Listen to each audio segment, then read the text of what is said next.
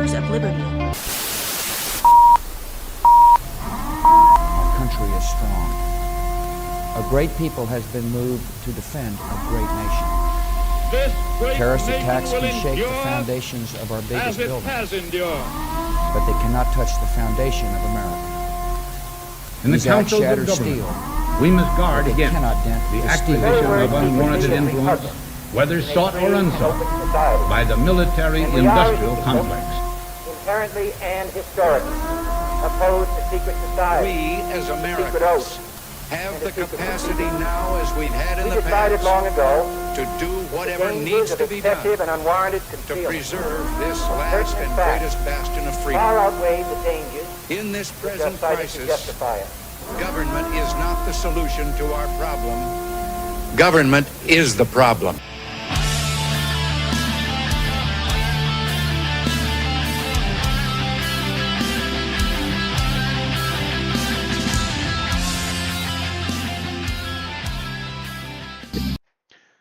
Welcome back to Embers of Liberty, where it has been quite the week. You may have noticed we did not stream the debate live. I just didn't fucking feel like it. So we had a watch party and we watched it together and listened to it. Some of our listeners joined us in said watch party. If you missed it, tough shit. But it's been a week. So, Joe, in standard Embers of Liberty fashion, how was your week? It was good, man. We finally got some rain.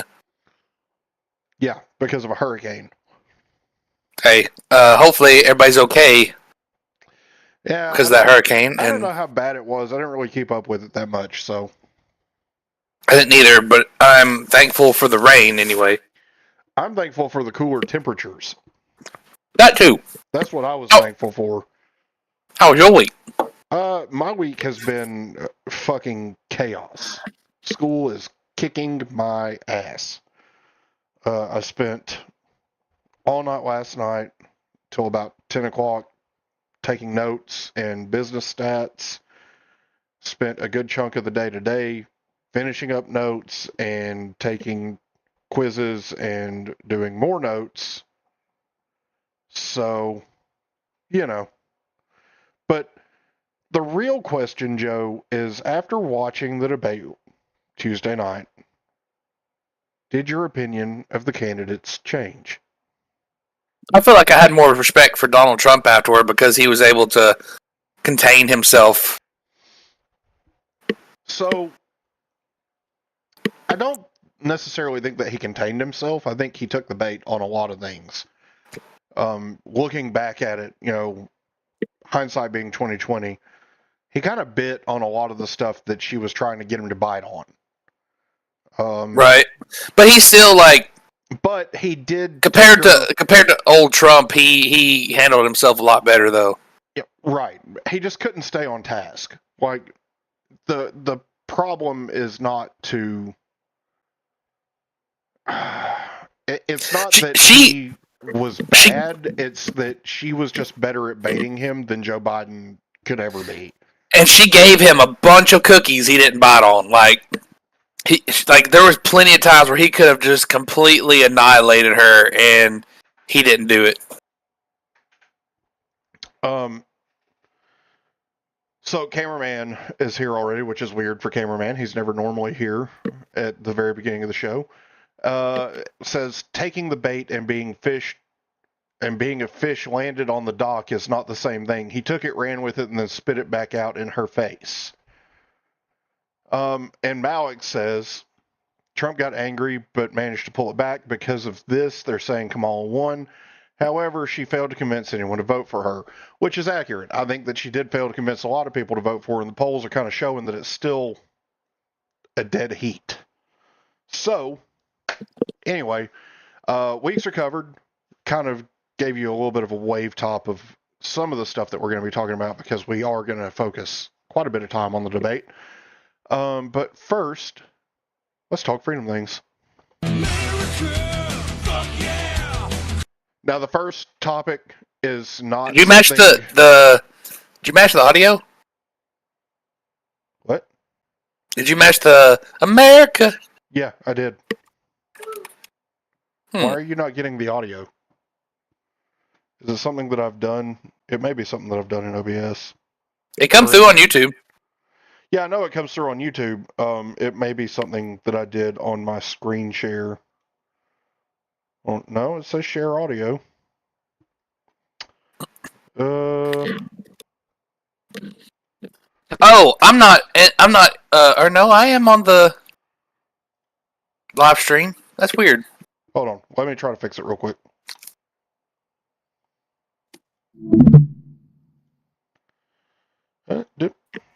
Screen 1. Also share system audio. And... no, I don't want to do that. Okay. I mean, it should be... Let's try it again. Let's talk freedom things. Nope. No? Super weird. Play a video and see if I can hear a video. Yeah, so, well, the first topic that we're going to talk about tonight is not... Oh, so I have my stream volume all the way down. Oh, well, there you go. Maybe turn that up. Now try it. Fucker. Stupid. Yeah, there we go. Okay. Yep, see, wouldn't be the show with no technical difficulties. So, and this time it wasn't on my end; it was on Joe's end. So I win. Anyway, back to what I was trying to say. The first topic is not something that I enjoy, right? So, September 11th, 2001 was 23 years ago. 23 years and 3 days. Just think there's people that are voting now that didn't see that. And this is one of the days that I will remember until the day I die. And every year when September 11th rolls around, we always take a couple of minutes to remember. So with that, let's remember 9/11.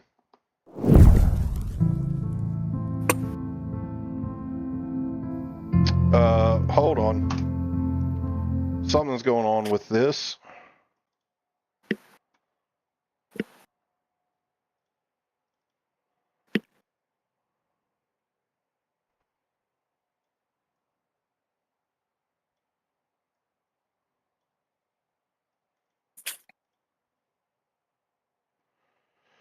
Oh.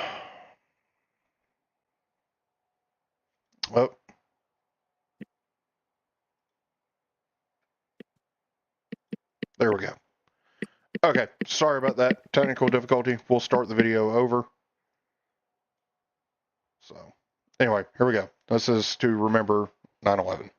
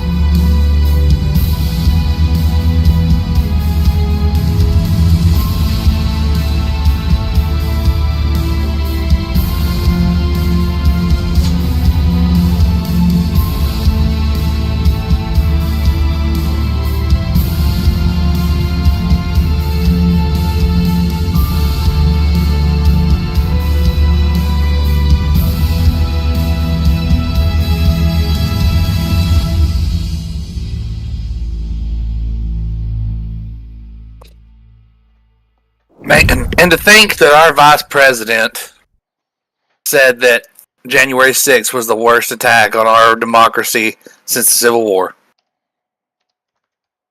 Yeah. It's... Good evening. And there's people that actually agree with her. Our fellow citizens, our way of life, our very freedom came under attack in a series of deliberate and deadly terrorist acts. The victims were in airplanes or in their offices. Secretaries, businessmen and women, military and federal workers, moms and dads, friends and neighbors. Thousands of lives were suddenly ended by evil, despicable acts of terror. The pictures of airplanes flying into buildings, fires burning, huge structures collapsing, have filled us with disbelief, terrible sadness, and a quiet, unyielding anger. These acts of mass murder were intended to frighten our nation into chaos and retreat.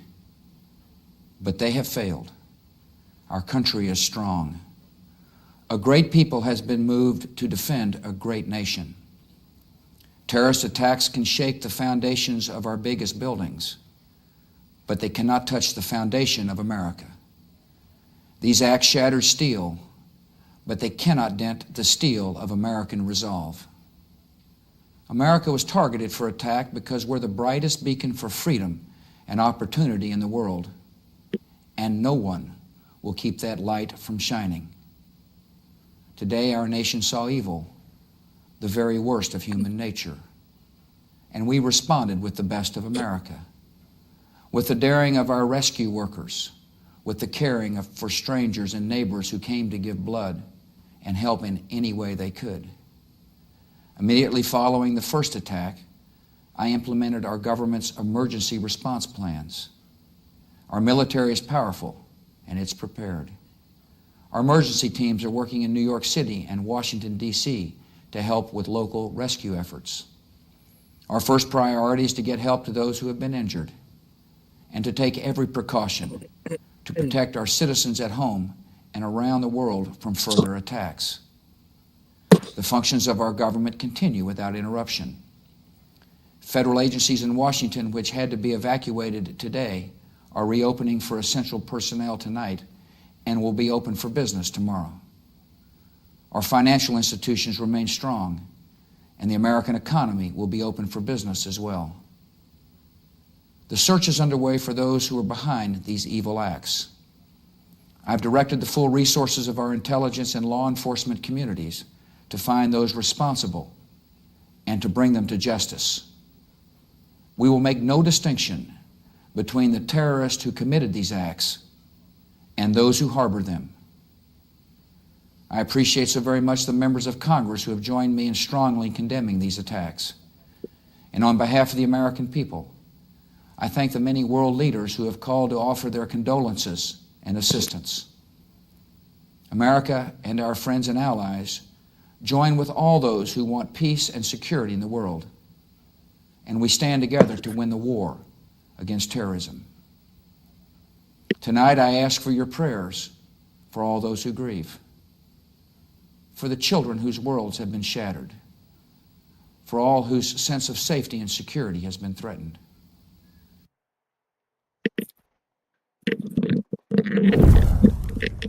So, I don't know if you maybe couldn't tell, but that day had such a profound impact on who we are and who I am. That it's still painful to watch those things today.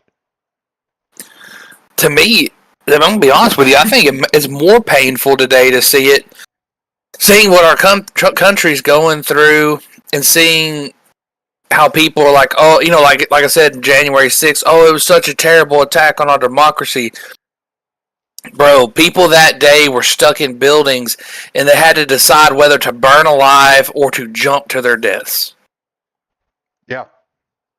Yeah. And yet we say that January 6th is some sort of, the worst attack on our democracy. No.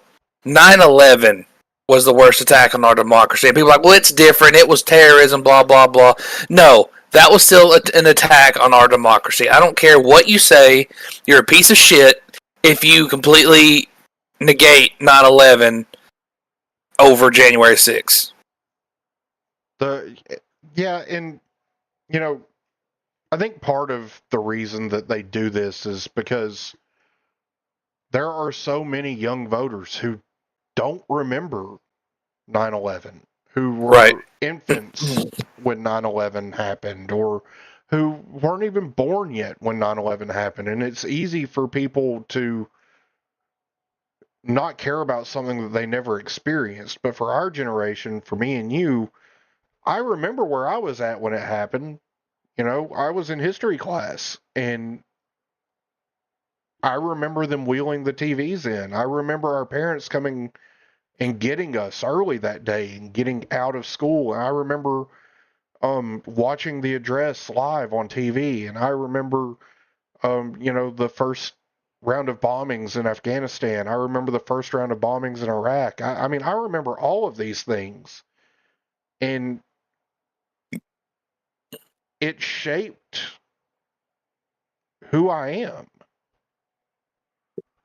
It made me proud to be an American.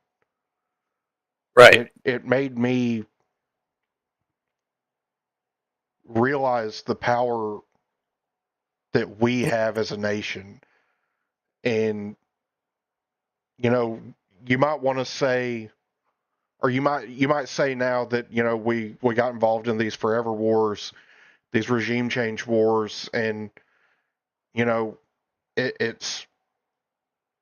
it's never been quite the same for people like me and Joe. Like if you didn't see 9/11, you should have seen the world before 9/11. It was just different, man. Like, it was quiet. Yeah, it was. At least in the sense of, you had your wars and all that stuff, but I don't know, man. Things were just different then. You had external conflicts. We weren't really involved with anything. And then, other than like, we had Desert Storm and all that. Right, the first, Iraqi incursion, that I mean, none of this is shocking to me anymore because of the fact that we experienced something like 9/11. Yeah. That's why I feel like it's important to remember it every year. So I mean, this would be our third year of remembering 9/11. So, but yeah, I mean, it's something that we're going to continue to do every year. We'll probably play the same speech every year. We'll probably play, the events as they happen, as, a video at the beginning of the show that happens the week of 9/11, and that's just what it's going to be. If you don't like it, don't watch it. I don't, it's off.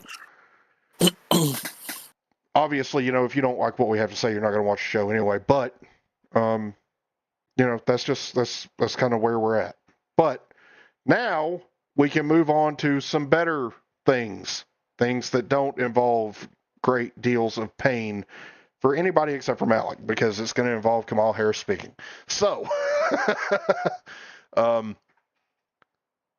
we'll move on to the debate that nobody really won. Let's now welcome the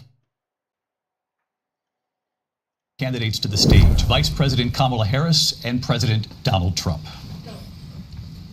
Now, this is like key moments from the debate. So, obviously, the debate was an hour and 30 minutes long with some commercial breaks, and it was god fucking awful to watch. It was horrendous to watch. And I'll tell you something, this that happens at the very beginning of the debate was something that I commented on in the watch party that we had. And Joe, you can attest to this. You're about to see Donald Trump pull a power move. He makes her walk to him.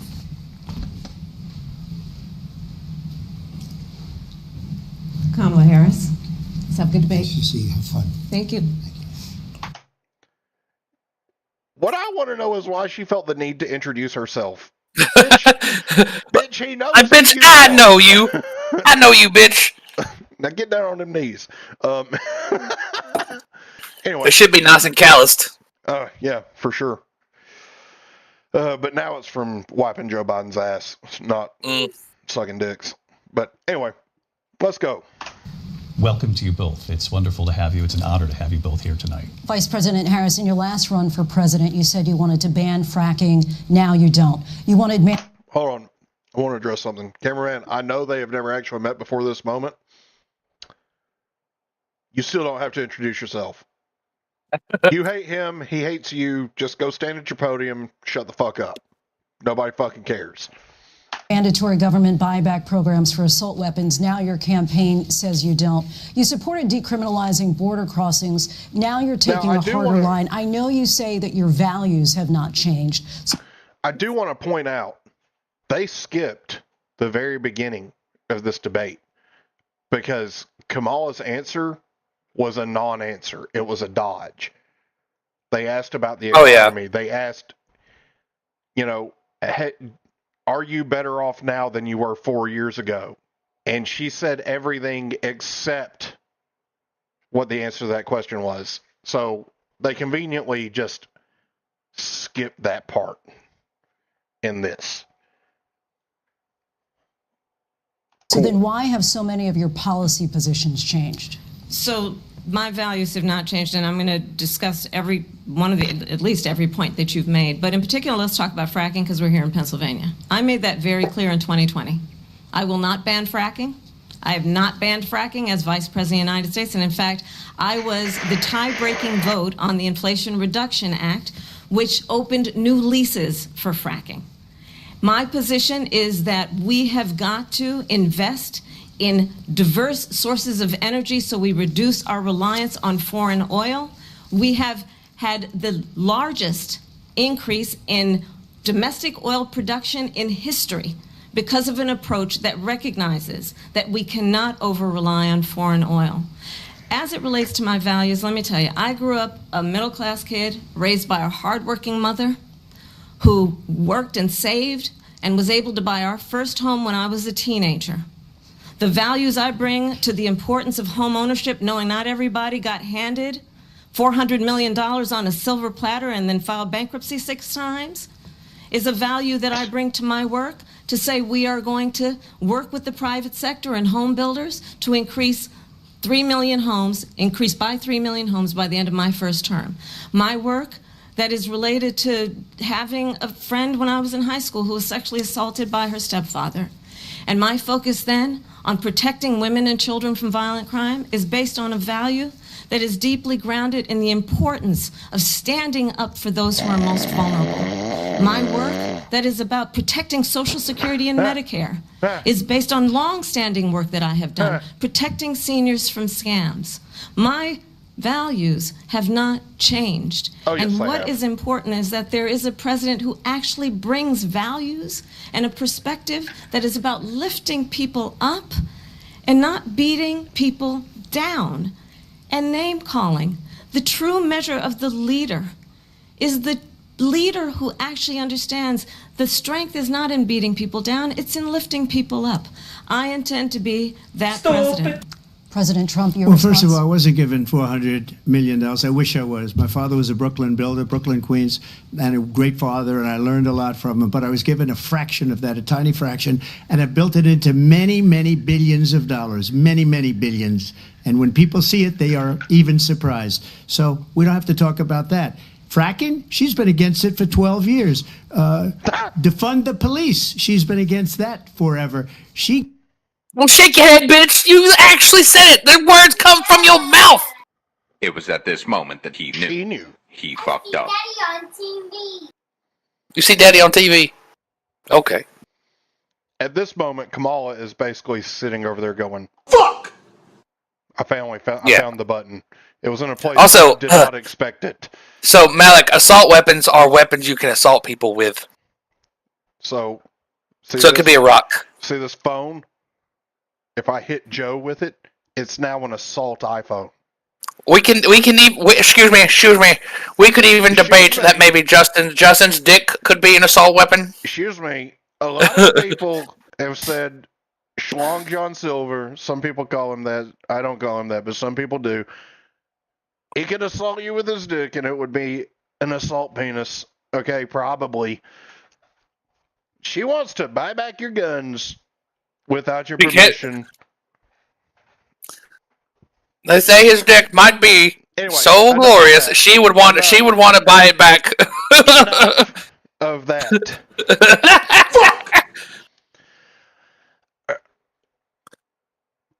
She can buy back this dick. This answer that Trump gives essentially just smacks the shit out of her. And the whole time, Kamala's just over there going, emotional damage. Excuse me. Anyway, by the way, at work on Halloween, because it's on a Thursday, dressing up as Donald Trump.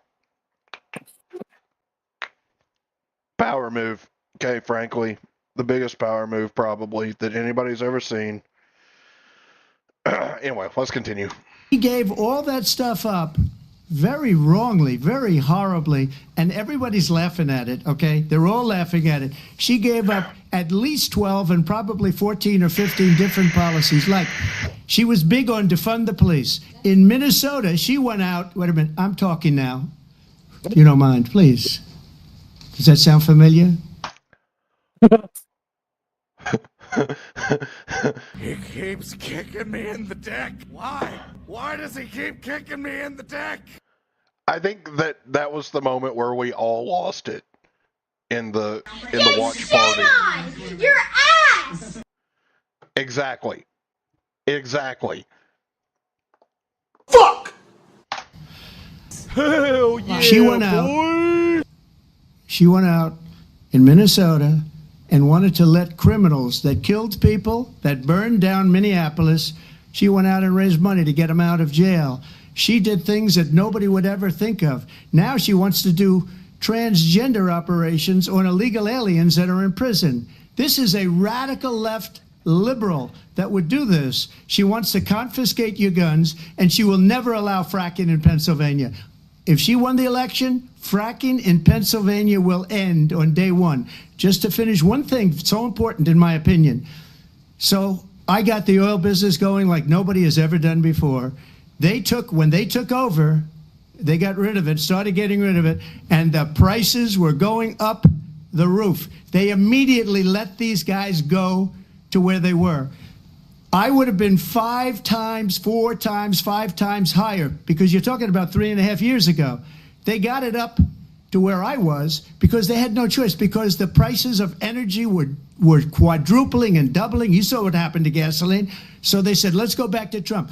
But if she won the election, the day after that election, they'll go back to destroying our country, and oil will be dead, fossil fuel will be dead, we'll go back to windmills, and we'll go back to solar, where they need a whole desert to get some energy to come out. You ever see a solar plant? By the way, I'm a big fan of solar, but they take 400, 500 acres of desert President soil. Trump, we have a These lot are of not good issues things that for we the have to get to. environment, as she We're out of time. understands. Thank you. We have an election in.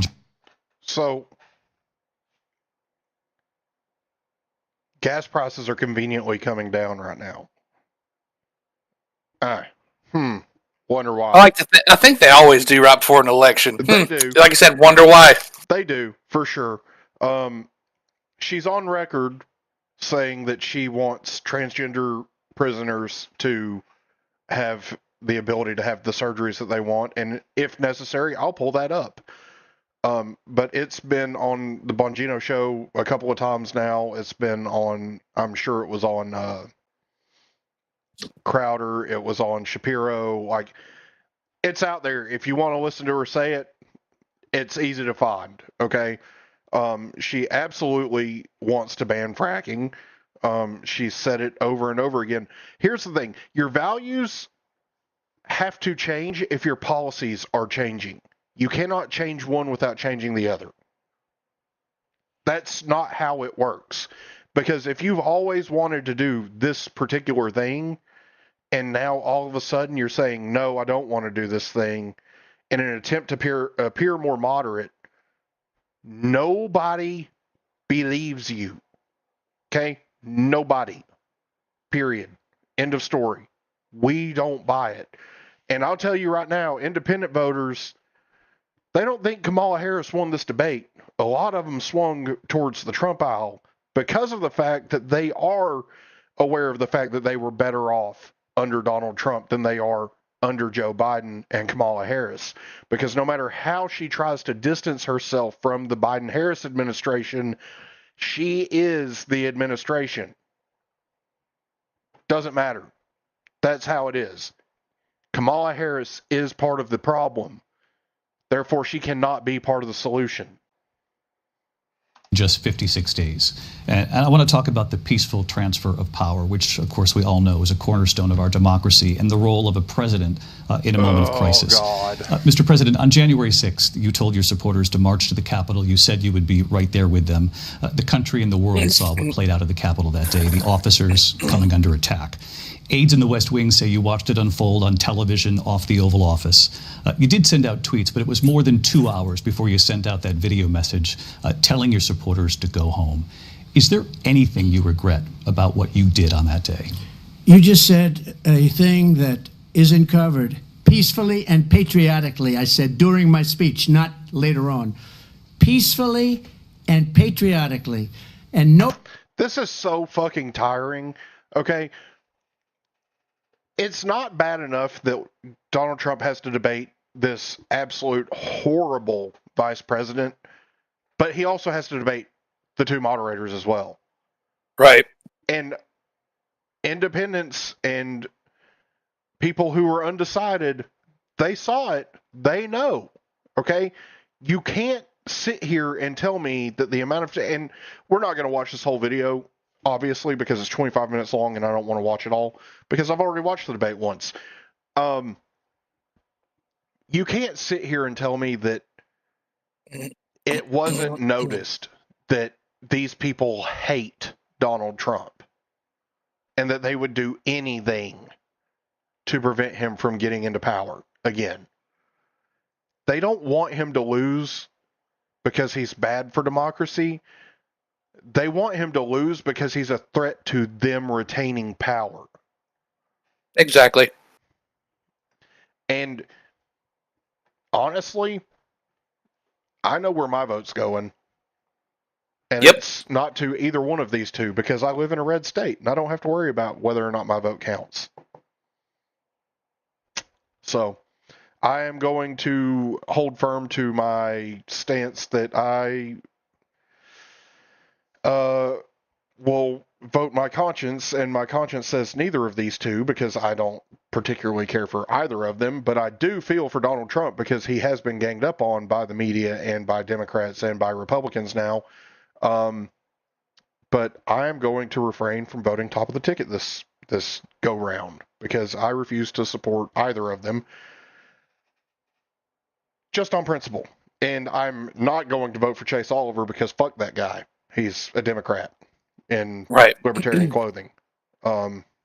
So I gotta fix something real quick because this is bothering me.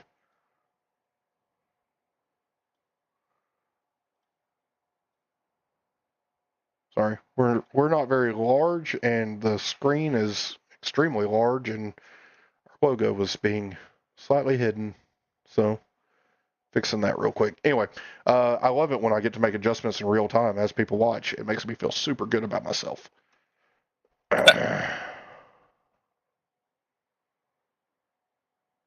And there we go. Nobody on the other side was killed. Ashley Babbitt was shot by an out-of-control police officer that should have never, ever shot her. It's a disgrace. But we didn't do this group of people that have been treated so badly.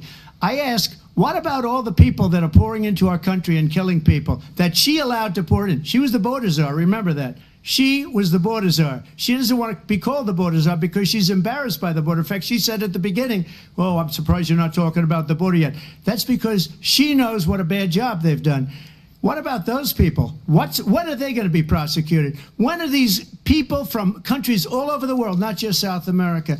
They're coming in from all over the world, David. By the way, they are Haiti, China, Venezuela, fucking everywhere. They're literally coming from everywhere. Okay, and we're going to get to the Haiti stuff later. But the fact of the matter is that she was the border czar. And everybody called her the border czar until Joe Biden got dropped from the top of the ticket. So you tell me which is fishier. The fact that Donald Trump's calling her out on it, or the fact that she's denying that she was the border czar, and that the entire media complex is also denying that she was the border czar, even though every article they had for a couple of years referred to her as the fucking border czar. Which one is fishier? Joe? I don't know. I don't know either. I don't know what to think anymore, because these people literally just try to fucking gaslight you at every turn. And that's why we do this show, because we're not trying to gaslight you. We want you to know the truth. It is disgusting what the media industrial complex is willing to do to protect the Democrats while they shit on Republicans and act like the American people don't have the receipts to back up the claims.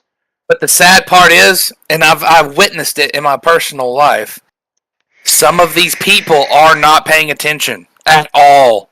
Yeah. They don't want to, and it's almost like some of these people, it's like it's in their face, and yet they're like, no, that's not happening. Nope, that's definitely not happening. And it confuses the shit out of me. Just like when she said, happening.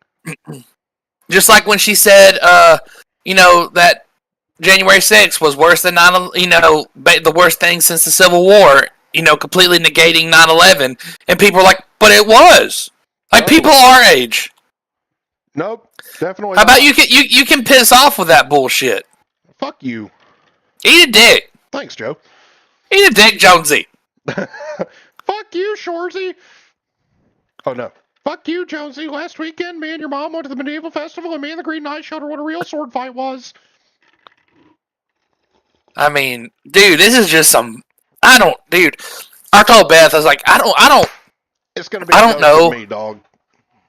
I don't know if maybe people had their mask on too tight during COVID, or if it's a side effect of the vaccine.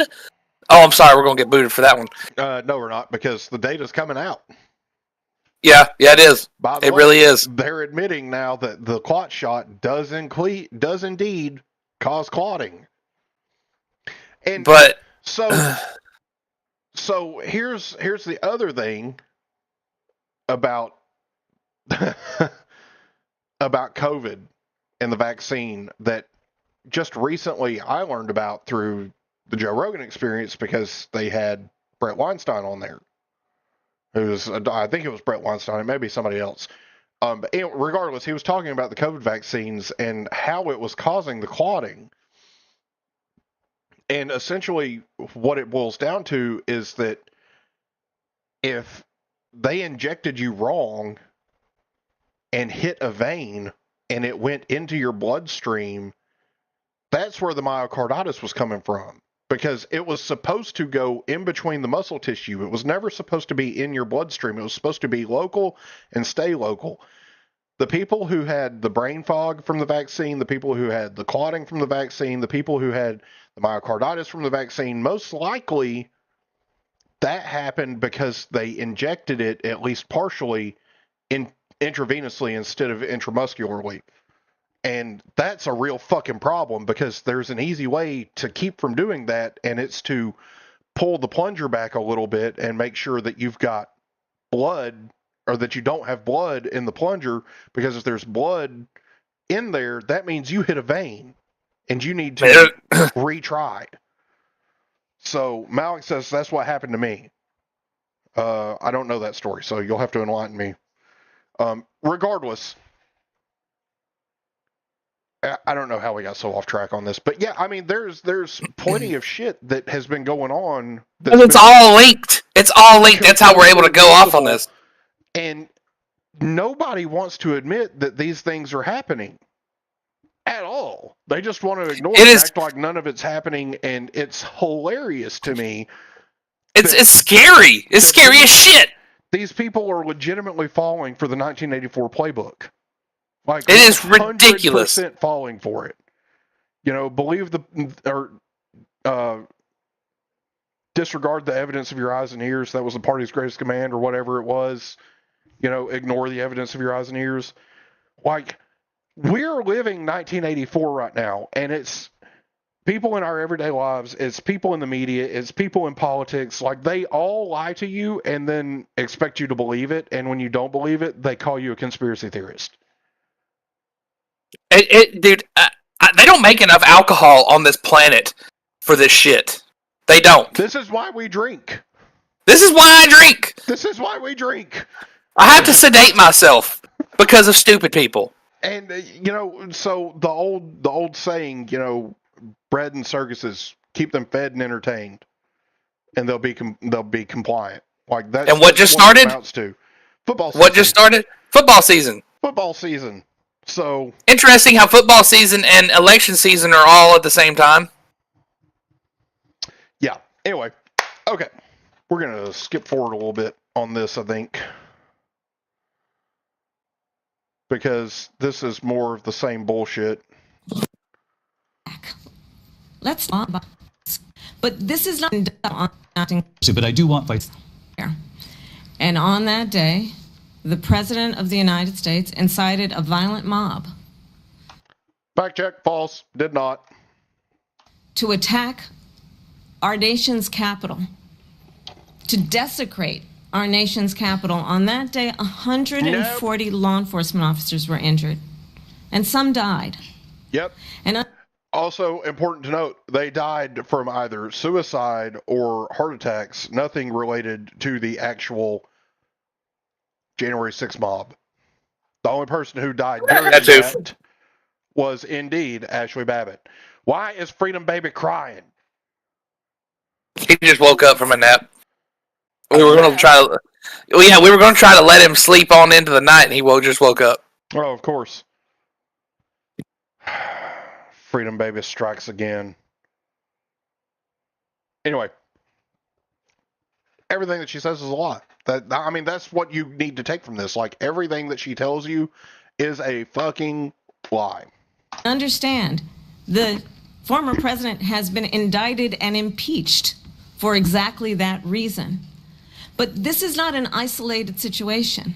Let's remember Charlottesville, where there was a mob of people carrying tiki torches, spewing anti-Semitic hate. And what did the president at the time say? Oh, shit. There were fine people on each side. Let's remember. I'll be right back. Did you get peed on? No, he did pee, though. No, well, after these messages, we'll be right back. No, you can keep going. Because I'm going to go get another drink and pee. Okay. So, we'll be right back.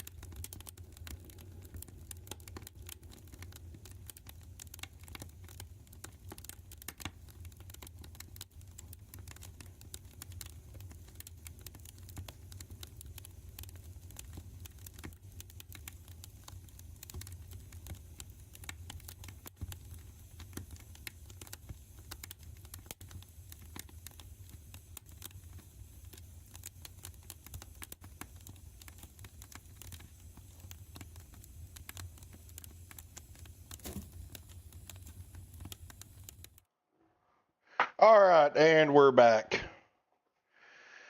Sorry about that. Nature called for Freedom Baby and me, and the thirst also called. So, anyway, all right, let's get right back to this.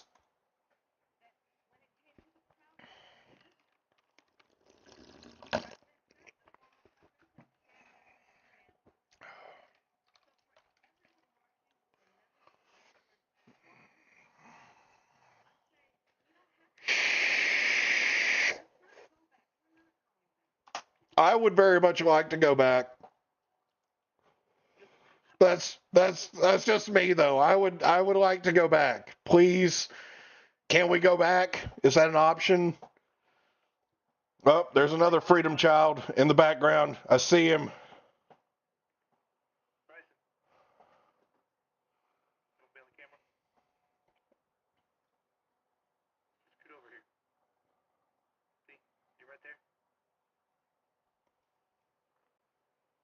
Freedom baby. What do you got? What does he got? What do you got, boy? What did he say? I got things. Anyway, but yeah, I would like to go back to the time when I had things and could afford things. That would be awesome. Can we go back? Come on, can we? Can we please go back?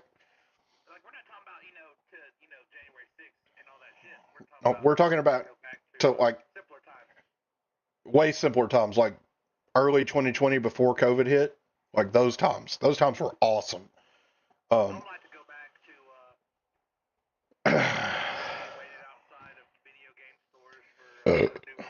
I don't like that. I don't want to go back to that time. No, I prefer the ability to just download it immediately. Anyway, okay. On you, yes.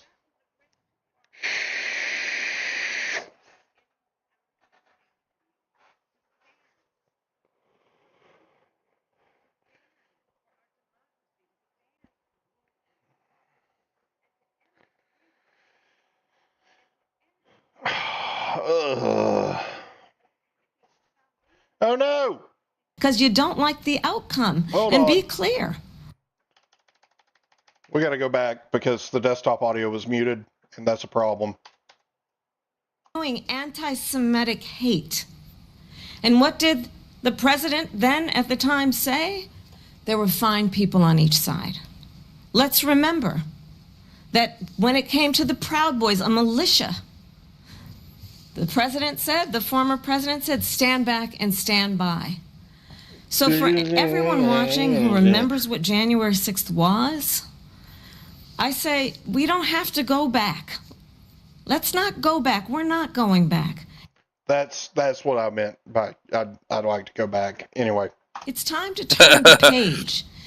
And if that was a bridge too far for you, well, there is a place in our campaign for you to stand for country, to stand for our democracy, to stand for rule of law, and to end the chaos, and to end the approach that is about attacking the foundations of our democracy because you don't like the outcome. And be clear on that point.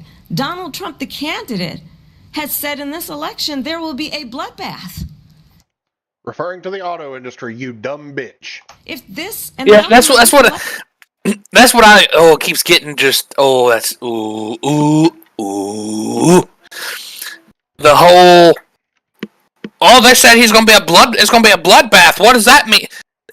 Oh my gosh, it's an auto industry bloodbath because hold on. Ban fossil fuels. Oh, they don't make enough alcohol for this shit. Nope. You said a bad they word, do not. Daddy. Yeah, you said a bad word, Daddy. You said a bad word. I'm sorry. What did you say to Uncle Mike? No, that's Uncle Mike. Uncle Mike. That's Uncle Jay. Malik says we ain't mad about it being muted. Fair enough. Fair enough. Anyway. Election is not to his liking. Let's turn the page on this. Let's not go back. Let's chart a course for the future and not go backwards to the past. Let me just follow up here.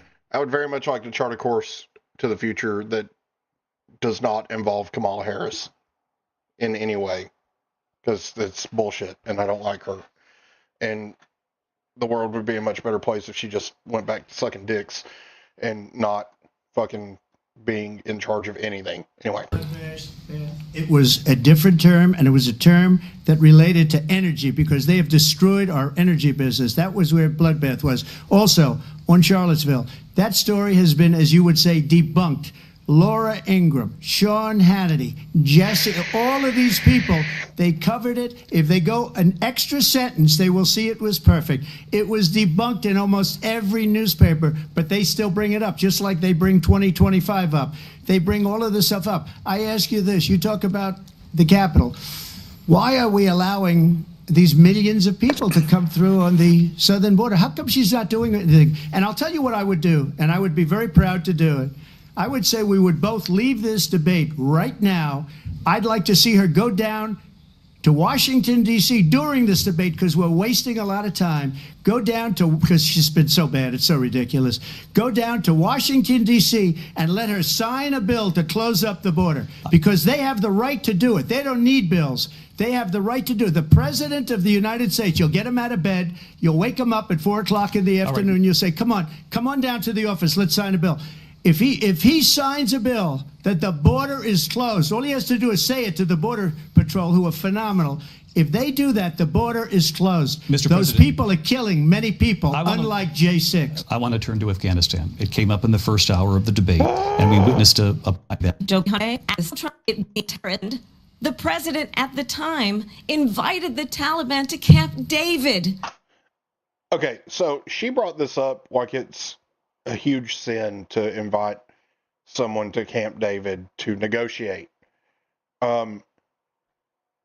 What would you rather him just not negotiate in a way that could potentially stop the war in Afghanistan? Oh, and by the way, while they were at Camp David, he handed the dude a picture of his house, and he was like, "What's this? Why you hand me a picture of my house? You'll have to figure that out." Probably because he's going to fucking kill you. That's probably what that means. But anyway, I digress. She just wants to play semantics here instead of actually addressing the issues, right?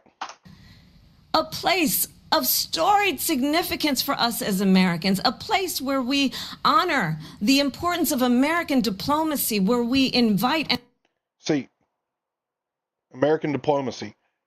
So inviting them there on a diplomatic mission is a violation of the sanctity of a place where you do diplomatic things.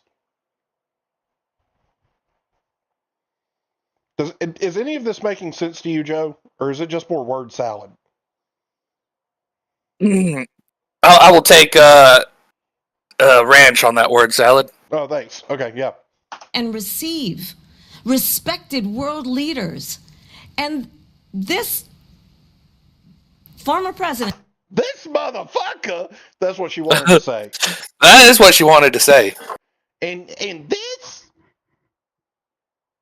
Don't do it, Kamala, don't say it! And that little devil on her shoulders going, do it! Precious, do it! We want it! The Precious gives it to us.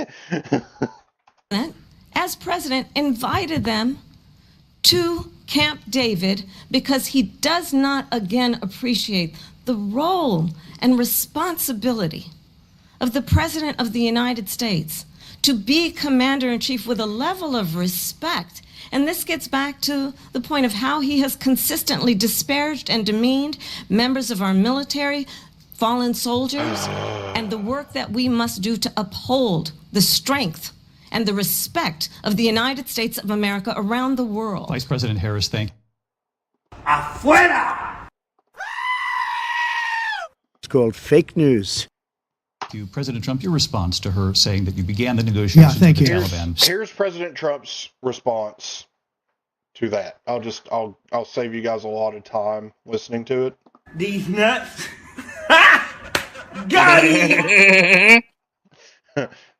Okay. Anyway. Oh, and here we go. Contrast by, again, a preliminary count, Vice President Harris made at least one false claim, though she added at least a few misleading claims and a few more that lack key context. I think a lot of Americans say, well, all politicians lie. No major presidential candidate before Donald Trump has ever lied with this kind of frequency. A remarkably large chunk of what he said tonight. Shut the fuck up. Anyway, okay. So, now I would like to... Malik's over here starting like, well, I think we might be watching the whole thing, man. No, we're not. We're definitely not. Malik's just tired of listening to that lady's voice. Now, here's the thing. What's the difference between her first answer of the debate, which they didn't play because it looks bad, and this first answer in an interview? Wait. Look at her sitting there. She looks like a proud dog that just shit itself. She looks like a NPC. She looks like she's a dog going, yeah, I just shit in the floor. No, she looks like an NPC. She looks like a non-playable character in fucking Skyrim. That's what she looks like. Anyway. I used to be a young wanderer like you, but then I took an arrow to the knee. That's what we're talking about. Right over there. She looks like an NPC. Anyway. All good? Okay. Okay, wonderful. Good. Awesome. Madam Vice President? Do you want to interview me now? Thanks for your time today. Our audience appreciates your time. Of course. Please ask questions. We're sitting here in a state They're going to arguing in front of an audience that 54 days from now could decide the outcome of this presidential election. Yeah. You hear it more than I do. People want to know more about you and about your specific plans. At the debate the other night, you talked about creating an opportunity economy. Mm-hmm. I wonder if we could drill down on that a little bit. When we talk about bringing down prices and making life more affordable for people, what are one or two specific things you have in mind for that? Well, I'll start with this. I grew up a middle-class kid. My mother raised my sister and me. She worked very hard. She was able to finally save up enough money to buy our first house when I was a teenager. I grew up in a community of hard. Can we just stop it? You know, can we just not? Does that sound familiar to you, Joe? Oh, dear gosh. Does it sound oddly like the very first answer that she gave when pressed on the economy in the debate? Can we just get answers to questions? Sounds like to you? Yes, but can we just get answers to questions? Is it really that hard just to get freaking answers to questions? First off, Joe, I'm going to need you to remember that it is predominantly, where is it? It's right here. Political bullshit. Yeah, I need you to remember that and stop asking them to actually answer questions because it's not going to fucking happen. I just want answers. You're not going to get them. I either want answers or asses. That's what I want. Me and my boys would have been stacking bodies by now. George Washington, 1776, probably. Exactly. Construction workers and nurses and teachers and. What is that? What was that movie? Where like the boss gets called and something's going on. He's like, I want some butts. I have no idea.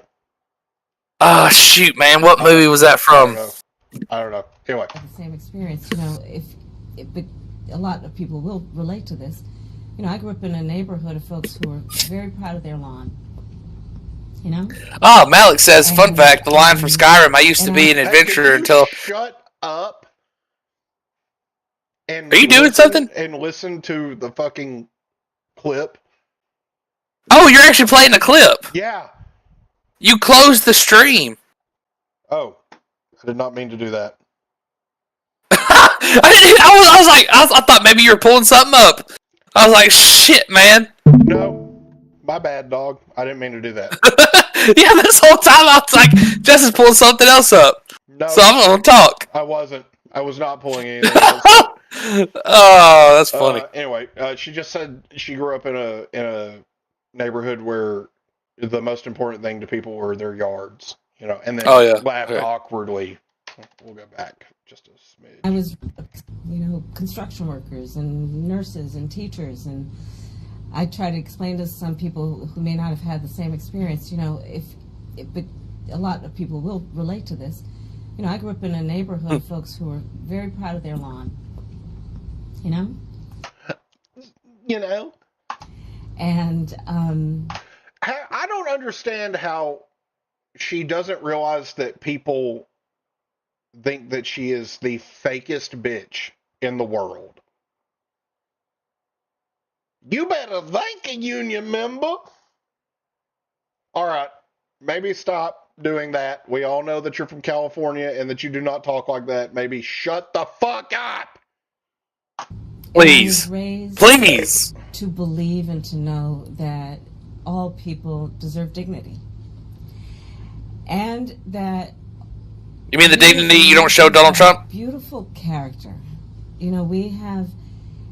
Anyway, the point of this was to explain that she still refuses to answer the fucking question!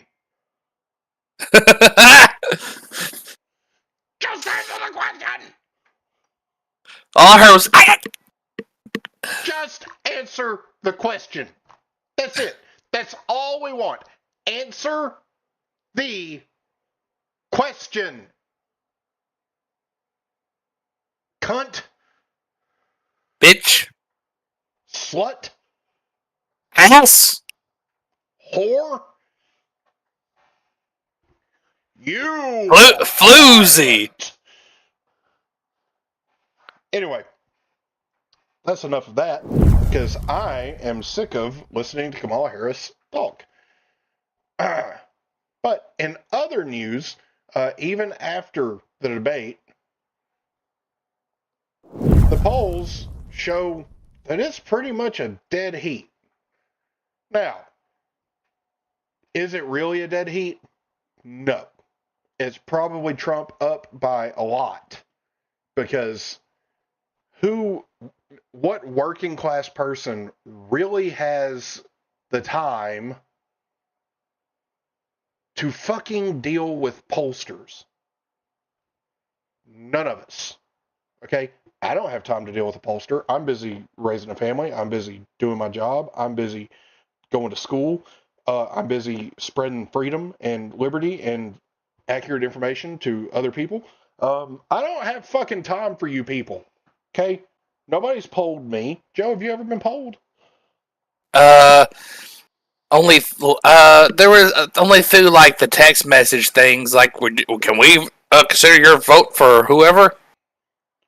Speaking of which, I would like to share something that I got sent today. So, did you know that there's a poor people's campaign? Because this text message, which comes with a convenient little chart that shows, let's see, political issues, raising the minimum wage to $15 an hour, protecting and expanding workers' rights to unionize, lowering prescription drug prices, cutting Medicaid funding and taking away coverage, cutting food assistance funding, protecting and expanding abortion access nationwide, restricting abortion access, removing clean air protections, removing clean water protections, funding gun violence prevention, mental health and school safety, tax relief for working families with children, tax cuts for people making over $1 million and for major corporations, protecting and expanding voting rights nationwide, overturning student debt relief, and ensuring and increasing military preparedness. Of course, it shows Harris versus Trump and all of the issues there that matter to literally almost nobody. But it says, hello, Justin. This is the Poor People's Campaign. Poor and low-wage Americans represent over 30% of the electorate. Watch this video now of the biggest potential swing vote in this country. This election is not about left versus right. It's about right versus wrong. and then it has an arrow to point to the stupid fucking misleading chart that they sent you. See where the major parties stand on the issues that affect us the most. Visit vote.org/PPC to check your voter registration status, request a mail-in ballot, and when and where you can vote. We are a nonpartisan movement and encourage you to share this message with 10 members of your community. Stop to end. Me, being me, of course, said the data you're presenting misrepresents the issues by a lot. Poor people need more money, and Democrats raise taxes. Don't sit here and tell me you're nonpartisan either, you fucks. Go fuck yourself, destroy the economy, or prosper. Vote Republican to prosper. Damn. I do not want messages from people like that. Period. You clearly don't know shit about who I am because I'm A, not poor, and B, don't give a shit about any of the issues that you just named off except for, none of them. Because I just want my guns, cheap gas, mean tweets, and the government out of my fucking business. Pretty simple. Democrats, not going to give me any of that. But again, note, Kamala Harris has about a 1 in 2 chance. Donald Trump has about a 1 in 2 chance. So this is going to be an interesting election cycle. It's not over. I don't think that the polls are accurate. I don't think that they're telling the whole story, but we'll see. Now then, let's get to something a little bit more wholesome out of the Democrat Party, and that comes in the form of President Biden wearing a MAGA hat. Yeah, remember your name? I don't remember my name. I'm slow. Whoa, he actually told the truth. He doesn't remember his name. He's slow. Yeah, I know, man. I'm an old guy. You know, I know you would know about that. What? About being old. Oh, I know. All right. I'm a young timer. It reminds me of the guys I grew up with. There was always one in the neighborhood. Well, I'm the only one. There you go, man. I need that hat. You want my autograph? Hell no. You know my name. Come on. I ain't going that far. Yeah. You would do a selfie. There he goes.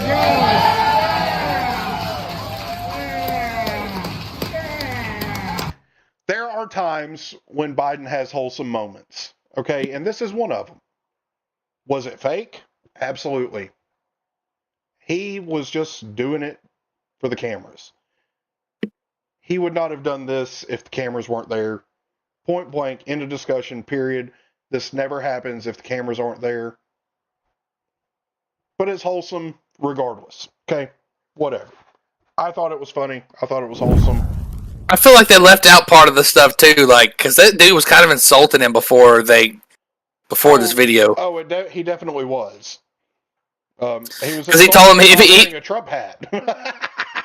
and two, like, he would respect him a lot more if he wore a Trump hat. Right. So he did. Now, I want to talk about something that has absolutely nothing to fucking do with politics because it's something that's important to me and Joe. And if you read the description of the show, you'll know what that is. Ejaculation. No. Absolutely not. It's not in the show notes. But Ejaculate? Oh, okay. Linkin Park. They have a singer, and there is much controversy around this singer. Welcome to Joe's Conspiracy Corner. And it's not because it's a female. And it's not. It's because she has ties to the Church of Scientology. Yes. And she defended that asshole. And she defended the guy who played Hyde in that 70s show and all kinds of shit that's just not really kosher.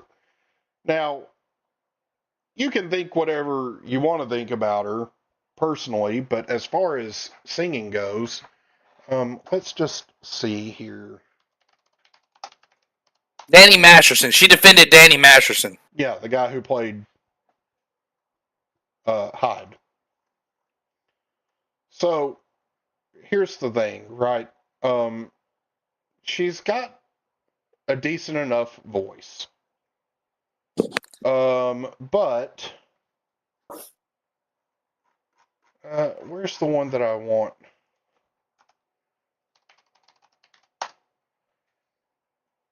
So I just to make it very clear, right? This is Chester singing "Giving Up."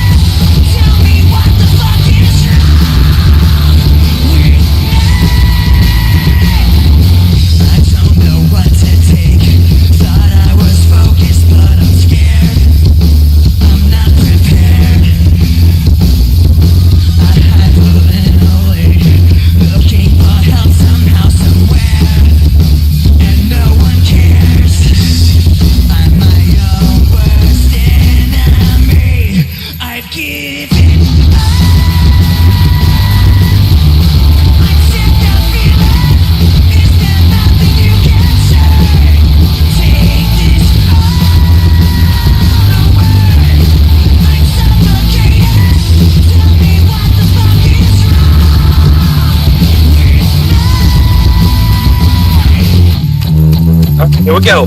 Here we go.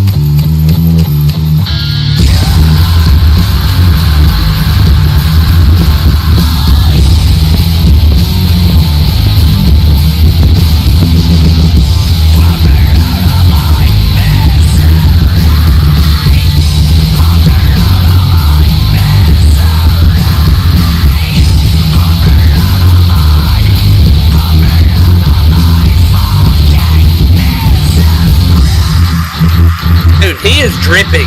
His sweat is dripping. Damn.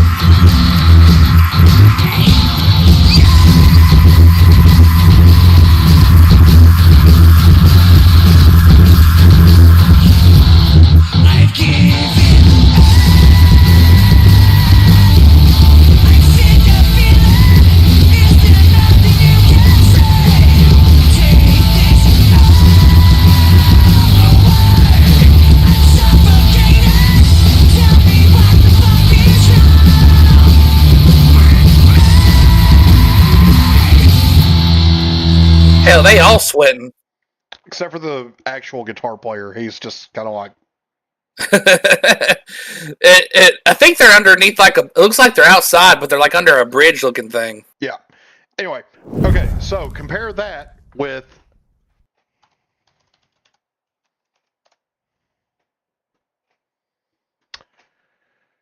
This is the first performance of that song with Emily Armstrong. Well, hold on. I don't know which one I want to do. We'll do this one.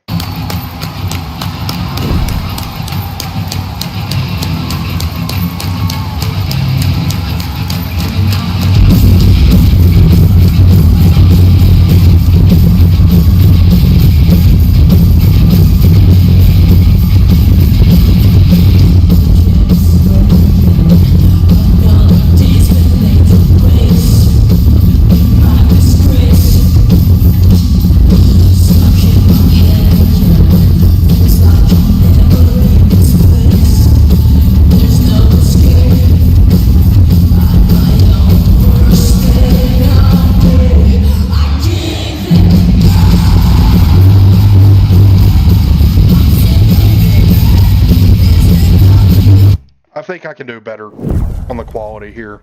Okay, I don't really. Yeah, go to that second video. Yeah, let's see if this is it. This will be better.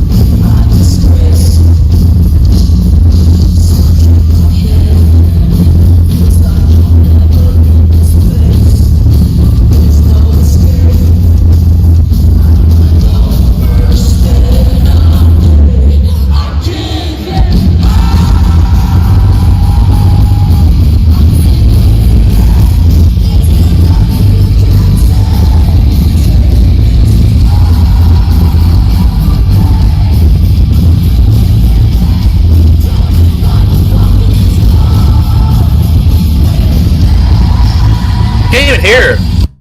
Yeah, that's the problem with this. So let's. That's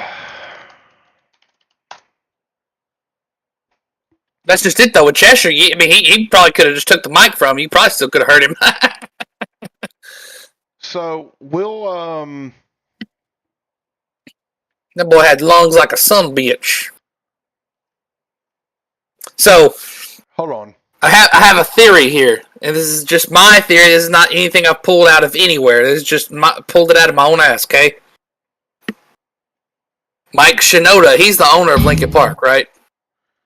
I mean, he's kind of the key to their iconic sound.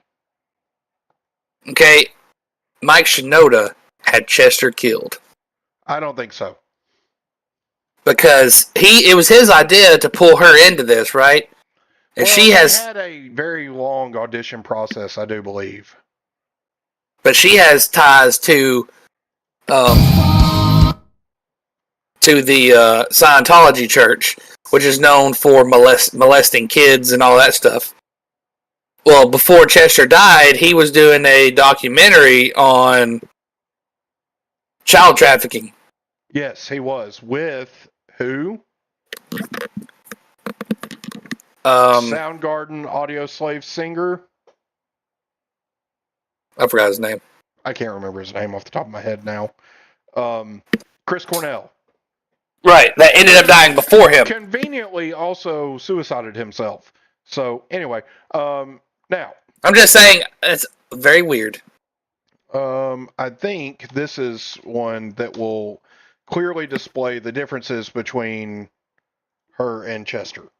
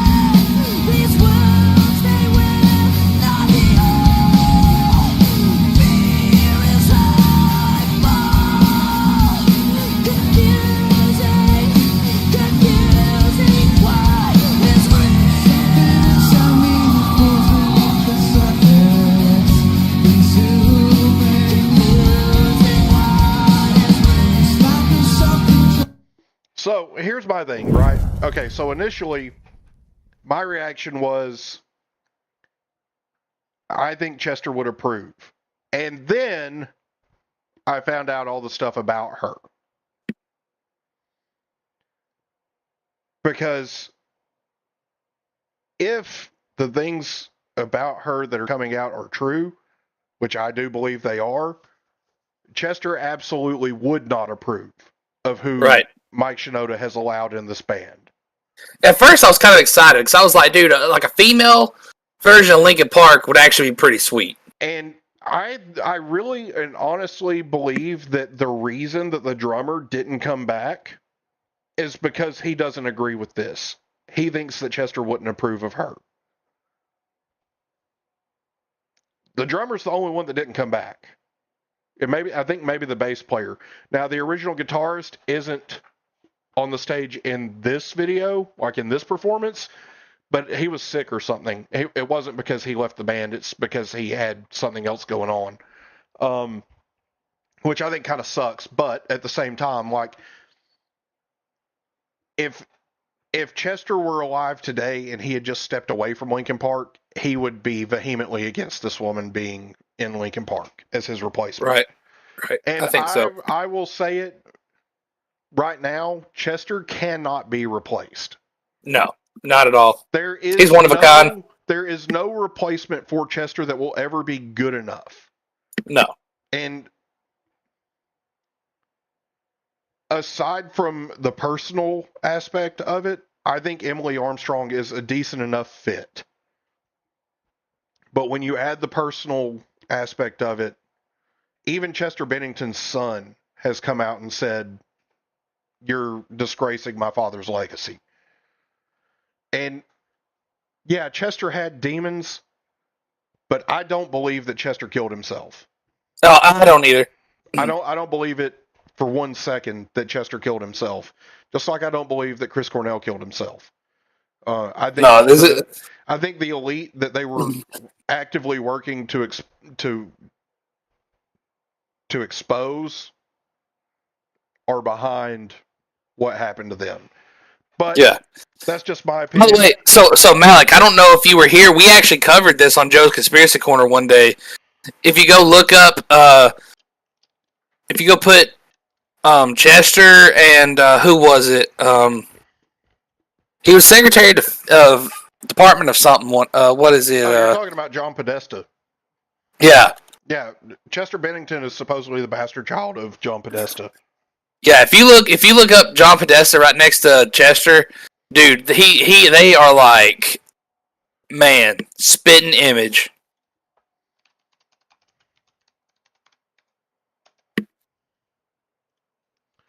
Let's see. Yeah. There's John Podesta. That's pretty close.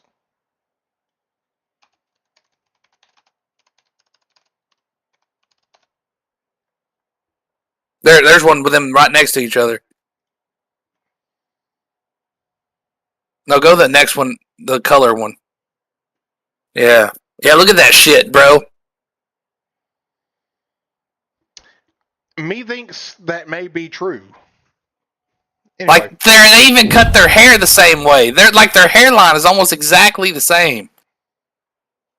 Even their nose, their mouths, their chins, their eyebrows, like everything about that screams that's John Podesta's child. Like they, because didn't I think even Chester said? But then again, we've also done this, right? We've done.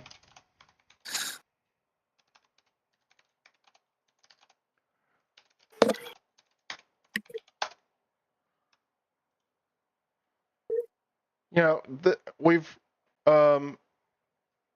where's the one that we actually did? Here we go. Nope, that's definitely not it. I do not want Justin Trudeau's LinkedIn. Fuck that.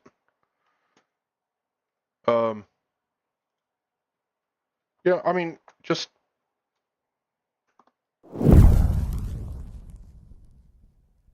Yeah, I mean, you can tell me that Justin Trudeau is not Fidel Castro's son all you want, but me thinks Justin Trudeau is actually Justin Castro. Like, and then for a funny one, it's also go look up that his parents were in Cuba 9 months before his birth. So, you know, just throw that out there. And then you have Jill Biden and Alice Cooper.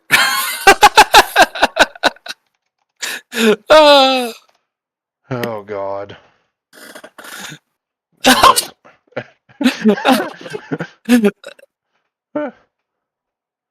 Come on. No, what the fuck? Don't show me pictures that aren't fuckers. There's one right there, yeah. I mean, we'll just... You know what?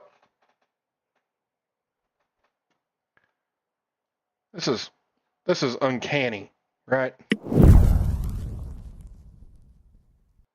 I'm not saying that Jill Biden is Alice Cooper. Yeah, dude. But what I am saying is I've never seen Jill Biden and Alice Cooper in a room together. Okay? That's all I'm saying, okay? But with that, you know what we haven't done in a while? We haven't taken a scroll on X.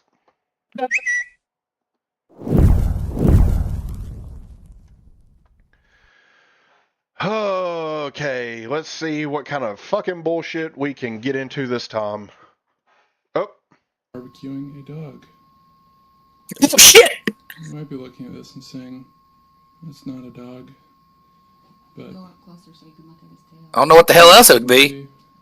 That is 100% a dog. Oops. You can see the tail and an open fire.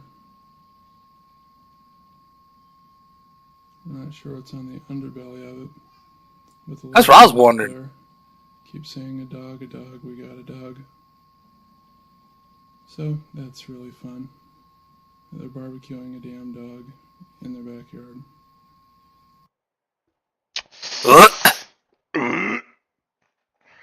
Makes me want to throw up. Okay, 4 years ago, Dow was at 19,000. Today it closed at 41,250. 4 years ago, unemployment was at 9.2. Today, 4.2. Facts matter. Okay, so it's called a pandemic, bitch. What was happening 4 years ago, Joe? Pandemic. Right. So, stock market went down, even though at the time before the pandemic it was at an all-time high, right? And I'll tell you this right now: stonks only go up. The market only goes up. It never goes down until it does, and when it does, it's bad. So, unemployment was so high because pandemic. So maybe shut the fuck up. Let's see. This guy fucking sucks. Okay? Destiny, he fucking sucks. Don't listen to Destiny. Don't be like Destiny. Gavin Newsom. A glimpse into the future if we allow this man to be president again. Trump threatens to withhold fire aid over political differences with Newsom. I'm pretty sure that's not what happened. Can you give references? No, just a picture. Nope. Let's see. Let's just pull up the article that he cited. Gavin Newsom is going to sign those papers, Trump said during the Newsmax conference held at one of his golf clubs, mispronouncing the governor's last name. Yeah, on purpose. It's a joke. And if he doesn't sign those papers, we won't give him money to put out all his fires. And if we don't give him the money to put out those fires, he's got problems. Well, probably because you run your state in a shitty way. Anywho. Defiant L's. I love Defiant L's. I will lower grocery prices on my first day in office. Why don't you lower them right now? The deuce! Give us the air horn, Joe.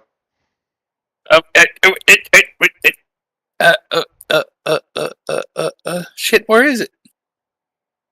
Oh. Yeah, that's the face that Kamala's going to have when she loses this election to Donald Trump, and I'm going to laugh my ass off.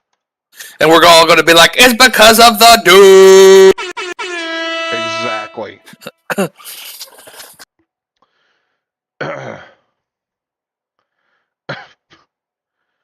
Okay, so Josh Eagle runs Project Liberal, and he's just a Democrat, so this is stupid. We don't have enough housing for immigrants, then just build more. I don't want solutions. I just want to blame immigrants. Shut up. Oh, God. But just wanted to go through the countries that a convicted felon cannot enter, because it's kind of crazy that Donald Trump, if he's elected, would not be able to go to these countries. Argentina, Australia, Brazil, Cambodia, Canada, Chile, China. We all know who wants to go to China. Eric Swallowswell probably wants to go to China to see Fang Fang. Anyway, that's all you need to see out of that one, because he's a dumbass. Anyway. What's going on there? I'll go back to factory settings after a few drinks.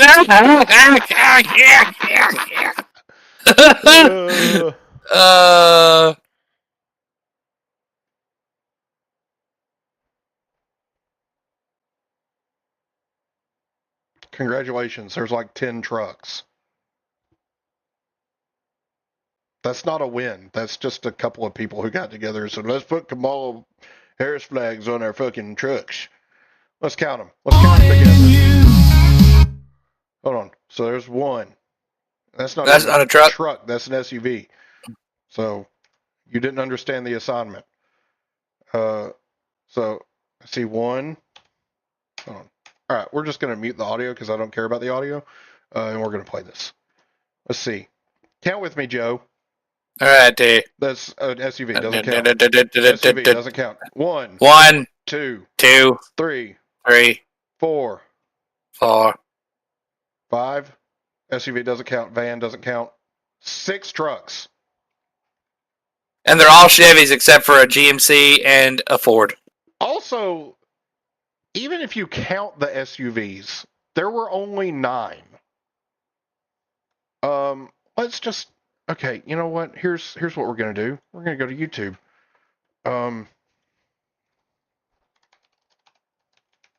Trump has boats. You don't mess with the boats. Let's see.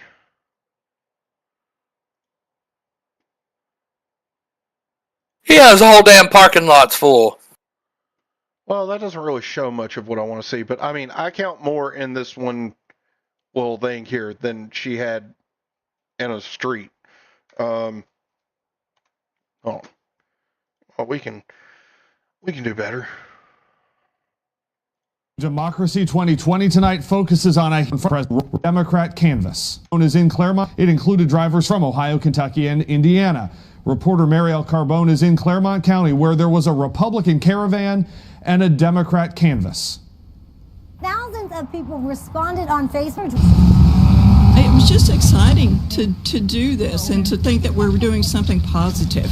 We're to have a good time, and we're to keep things peaceful and keep things, have some class. A caravan of cars, trucks, and motorcycles. The Trump train out showing its support for President Donald Trump. The message is to promote our president. So, I mean, you tell me, which one's more impressive? This or the thousands of trucks? I'll take thousands of trucks. Let's see. I'm pretty sure this isn't true. This is who Trump advanced out. Yeah, I don't think so. There's no place in America for this filth. We don't need more police officers. We need mass deportation. 1/4 of Springfield is already in poverty. Now $2 million is being used to care for these beasts of the fields. America first. Join us in standing against forced immigration. Trinity White Knights of the Ku Klux Klan. False. Dear gosh. That probably didn't happen. I want somebody to call that Klan line. Damn, my phone's dead. I'm not calling it. But, you know. So I totally would if my phone wasn't dead. Here's the thing. These buses are not used to transport people from a parking lot to a venue. That's what your feet are for. These buses are used to transport all the people into Kamala's rallies. They bus them in. Just like Trump said in the debate. We've been talking about it for months. Actually, just 2 months, because that's how long she's been the nominee. Anyway.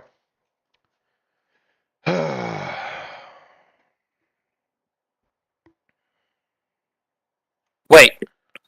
What? Not wanting to live with Haitians isn't a sin. We've had them aid, etc.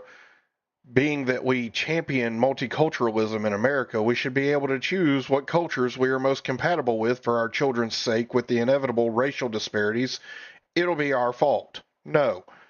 It is not sin to not accept people who are not going to assimilate to the way of life that Americans actually partake in. It's not sin to want people to be safe. What the fuck? Now, it's fine. I am glad to see someone is finally fixing the Cybertruck. Now, it's going to take a lot more than that to fix it. I think it's a piece of shit. But that's oh hell yeah, that's cool as shit. Fuck. I would drive. That's what I'm saying. I'd much rather see that than the flat one. The flat one, man, like every time I pass one, it's like they look like they're starting to rust. I mean, it's because they're pieces of shit, but that's beside the point. Anywho, bomb threats in Springfield, Ohio. Forced closure of 2 hospitals, all because Trump's wildly irresponsible and racist false claim of immigrant pet eating. Nope. No, that shit's going on everywhere. Oh, Crack Dad Defiance back. What an absolute jackass. I'm gonna go smoke some more crack with Hunter.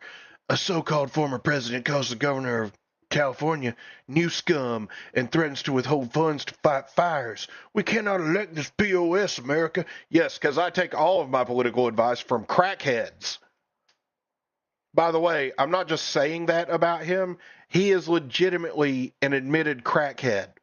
Like, he used to smoke a shitload of crack to the point where he was homeless and did not care for his children.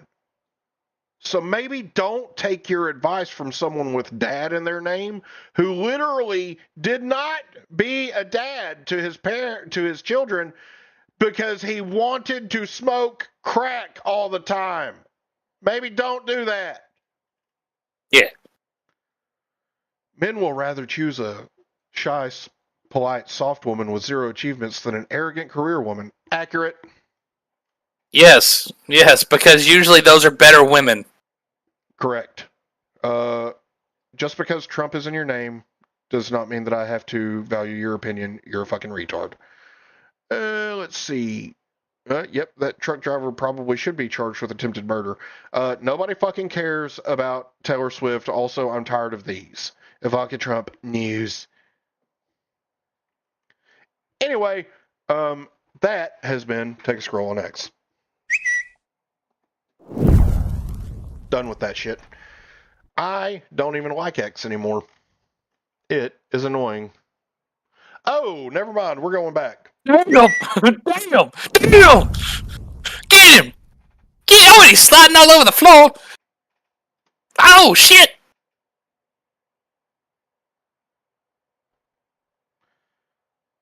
World Star! Oh, I'd like to say... Frying pan. He got the fucking frying pan, bro. They're roommates. Yeah, I don't think they're roommates. Also, I don't think that was water. Also, is that the cops? That is the cops. Damn! Motherfucker! Follow Real Crazy Fights for more videos like this. I'm gonna... You put your dick in his ass! No, I didn't! I didn't put my dick in his ass! I just want to say the police response time to that was impeccable. Like, I wonder if it was like a security or something. No, security doesn't carry tasers. We're talking less than 26 seconds. Less than 25 seconds. What if they just so happen to be there and hear it? Motherfuckers open the door.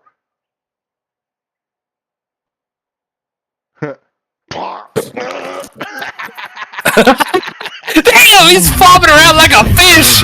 Oh, rewind it to the taste part. That part's great. Yeah, right there. Okay. Butt crack hanging out and everything. No, it's the other dude's butt crack. Does he even get tased? No, I don't think so. Yeah, maybe. Follow real crazy Magikarp videos like you that. swim. Okay. Anyway, back to the actual show now. Oh, that was fun. That was so fun. Anywho, okay, so what's really happening in Springfield since we've went down that road now? Let's watch this together. On December 1st, I received a phone call that changed my life forever. She was collecting her trash can from her driveway when a car struck and killed her instantly. A Haitian immigrant was allegedly driving recklessly when he struck and killed her. I am paralyzed with anxiety when I'm getting my children out of the car in any parking lot, walking on any sidewalk, and driving on any road in this town. This issue is not a Republican or Democratic issue. This is an American issue. This is an Ohio issue, and this is a Springfield issue. We, the people, have the ability to ensure our streets are safe. Schools are overcrowded. Our education system has went in the trash. Housing is another issue. The overcrowding in housing, my son had to give me his house and move to another house because I can't find housing. Is there a cutoff point that, I mean, for the population here? Or, I mean, I feel like there should be a no vacancy sign right now, and people are still coming in. I want to make a point really clear here. So those were actual residents of Springfield, Ohio, who are having some real fucking problems finding housing and taking care of their kids because immigrants are causing traffic accidents and all kinds of other stuff. I don't know. Maybe they're not eating cats and dogs, but they're definitely causing problems. So, well, so my experience is irrelevant. It's problem. My experience with the okay, so I worked with a Haitian one time, and this Haitian was an asshole. Like, he pretended he didn't know English, but yet to some people they said he would actually speak English to them, but other people he would act like he didn't know English. And then like he acted like he was supposed to be fired because he sucked. And he wasn't supposed to show up, but yet he showed up to work. And we actually had to call the temporary agency out there to come get him. Oh, God. And it was just like, and then I worked with a guy that was there during that time that he was in the National Guard, and he had to go down to Haiti after the hurricanes. The hell? I just made you go. But he said they were like handing out food and all that shit. They're there to help the Haitians, right? Yeah. And then he said they came under fire from Haitians. Gay. Like, hey, we're here to help you, and you're going to start shooting at us? Glory, glory, what a hell of a way to die. Like, so to me, I would say that I don't know, man. I can't, just with the little interaction I've had with the whole Haitian thing, I can't say I have a huge amount of tolerance for them. And then, of course, somebody's going to hear this and be like, oh, that's some racist bullshit right there. No, it has nothing to do with their color. It has everything to do with just the way they are as people. Anyway, we're going to blow through this next couple of topics because I don't really care about the Haitians. I do care about the families that are being affected by the Haitians, but I don't care about the Haitians themselves. Okay, so Ukraine is actively dragging us towards World War III. Ukraine on Tuesday launched its biggest drone attack to date on Moscow. The 144 drone bombardment killed at least one woman near the capital, Russian authorities said, and wrecked dozens of homes. Russia said it downed at least 20 of Ukraine's drones as they swarmed over the Moscow region, which has a population of over 21 million. Footage from the city's Ramenskoye district showed fires breaking out in homes after drones damaged high-rise apartment buildings. And according to Moscow's regional governor, it was in this district that a woman was killed and 3 people were injured. Yulia Rodionova is a resident in the area. Her windows were shattered and a fragment of a drone was left on her balcony. Ну, у нас вывезли как раз 21-го дома мужчину. A man was taken out from house number 21. He had his side burnt and a fragment wound. They also carried out another man, a very elderly one, and quickly got out a woman. That's all I saw. I don't know anymore. Russia's defense ministry said over 70 drones were also downed over the Bryansk region and tens more over other regions. 3 of Moscow's 4 airports were closed for more than 6 hours and almost 50 flights were diverted. Kremlin spokesman Dmitry Peskov said that the strike on Moscow shows the, quote, Kyiv regime is Russia's enemy and Russia needs to keep fighting. Kyiv said Russia, which sent tens of thousands of troops into Ukraine in February 2022, had attacked it overnight with 46 drones, 38 of which were destroyed. As Russia advances in eastern Ukraine, Kyiv has taken the war to Russia. It has executed a cross-border attack in Russia's western Kursk region, which began early last month, and it has been carrying out increasingly large drone attacks deep into Russian territory. Malik, did that fix my mic volume? Because apparently my volume is low. Or maybe it's the audio. I don't know what you're talking about. Malik says Asia might be on borrowed time. I do believe Asia is indeed on borrowed time, but that's just my opinion. So, and this is another reason why we should quit sending Ukraine money. Well, no, here's the main reason. President Biden is hosting UK Prime Minister Keir Starmer for a bilateral meeting this afternoon. The two leaders will discuss Ukraine's request to ease weapons restrictions. Russian President Vladimir Putin is warning that Ukraine's use of long-range weapons would put NATO and Moscow at war. Let's bring in senior White House correspondent Weijia Jiang from the White House. Weijia, it feels like President Biden has been amenable after a certain amount of time. So Putin saying, if you allow Ukraine to use NATO weapons to strike inside Russia, we're going to consider it an act of war from NATO, and we're going to fuck you up. That's and they have nukes. What he's saying. Yeah, and they have nukes. And let's remember, they have nuclear weapons. So you back him into a deep enough corner, he may use them. So, yep. Anyway, and then, Pop Pop also doesn't seem to be very happy about this, so. All right, till I speak, okay? That's what I say. Good idea? What do you say to Vladimir Putin's threat of war, sir? It's a serious threat. All right, you got to be quiet. I'm going to make a statement here, okay? First off, know your fucking place, Pop Pop. Second off, that's dementia anger. And third, and last but not least, shut the fuck up. And eat a dick. Thank you, Joe. All right, Anyway, fuck you. Eat a dick. Thanks, Joe. Okay, so we're going to get into a segment that we haven't had in a couple of weeks. It's time for Clowns at a Podium.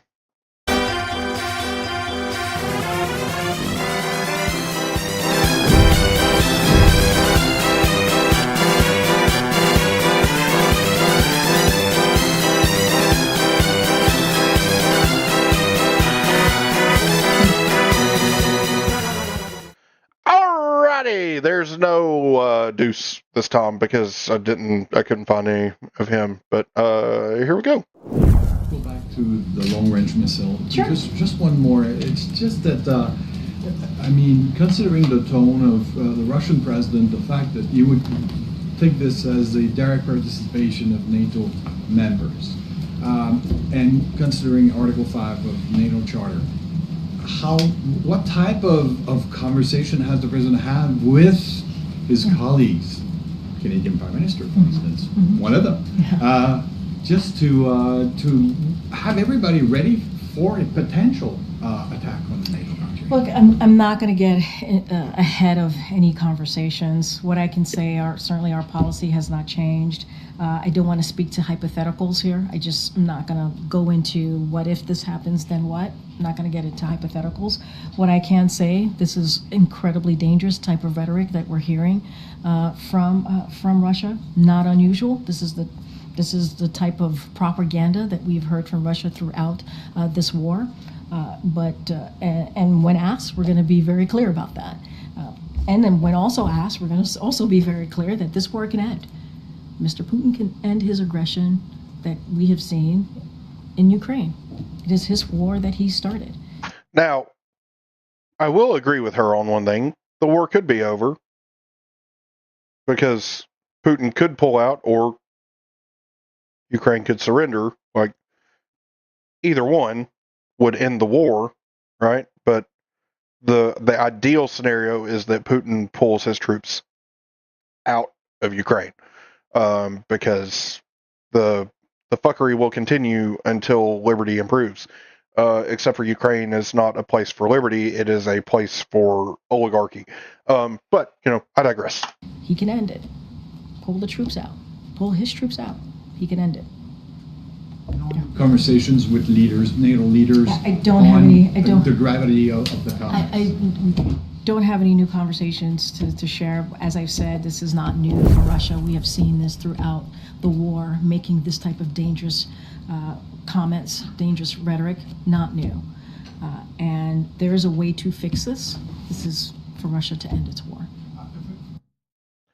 And then there's this. Thank you, Ukraine. What is the holdup on a decision allowing Ukraine to use long-range missiles inside Russia? I'm not going to go. I got this. Hey, are we going to have a segment about how the reporters get so bored at Kareen's press conferences that they get up and leave in the middle of them? Nah. Is that something that we're going to do? Anyway. We should. Question yesterday. I'm not going to deliberate here. I'm not going to get into specifics from here. As I said to Kelly O, I would not expect there to be any announcements on this coming out of this meeting. That's not something that I would expect.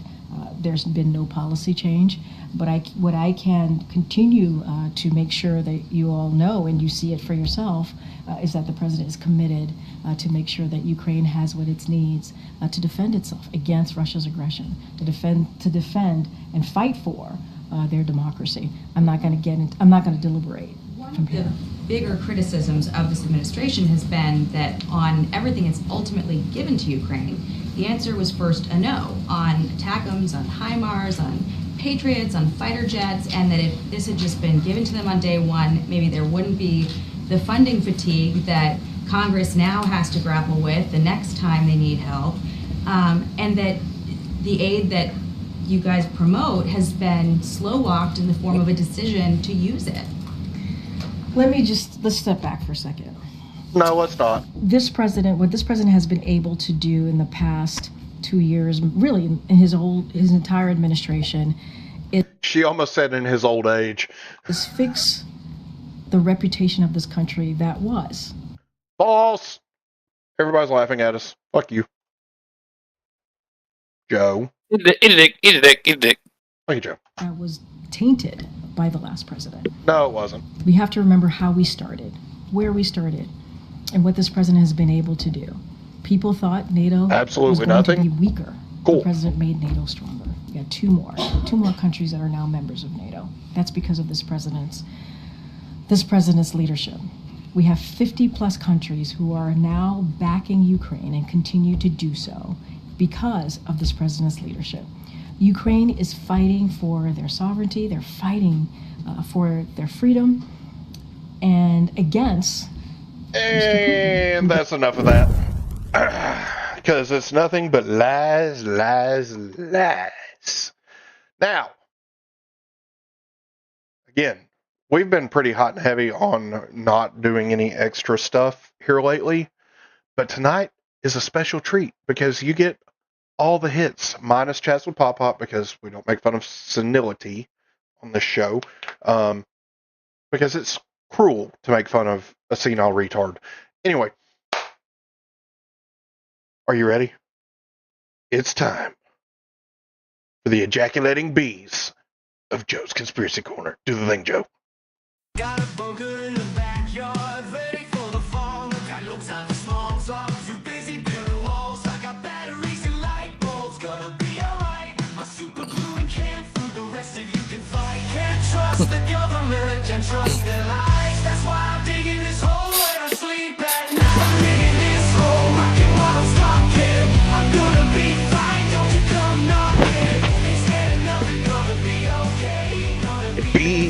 the rest of my days. All right, Joe.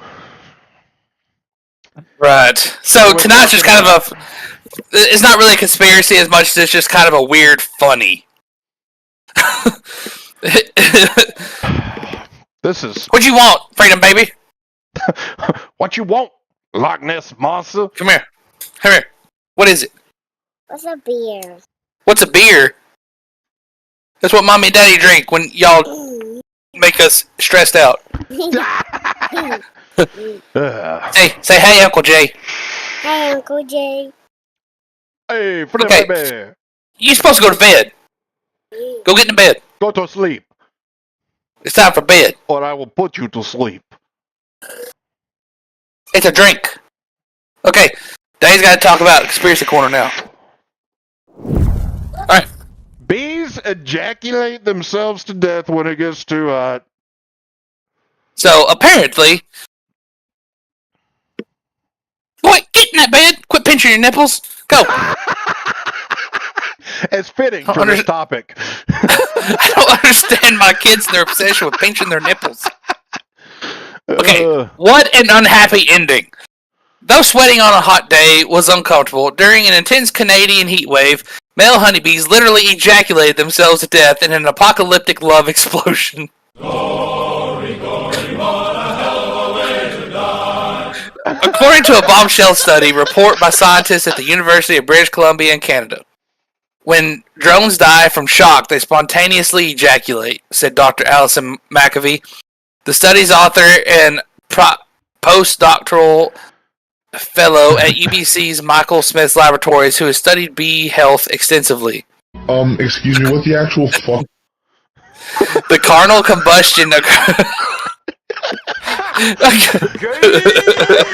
occurred when during British Columbia's sweltering 2021 heat wave, and were documented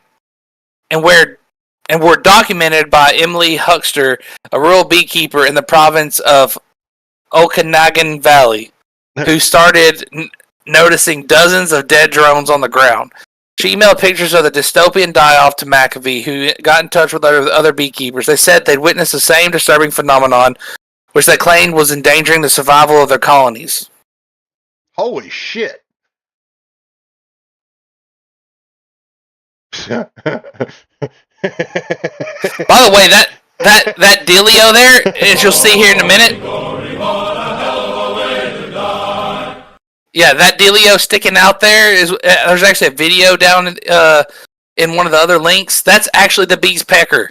The sucker's like half the size of the bee. Oh God.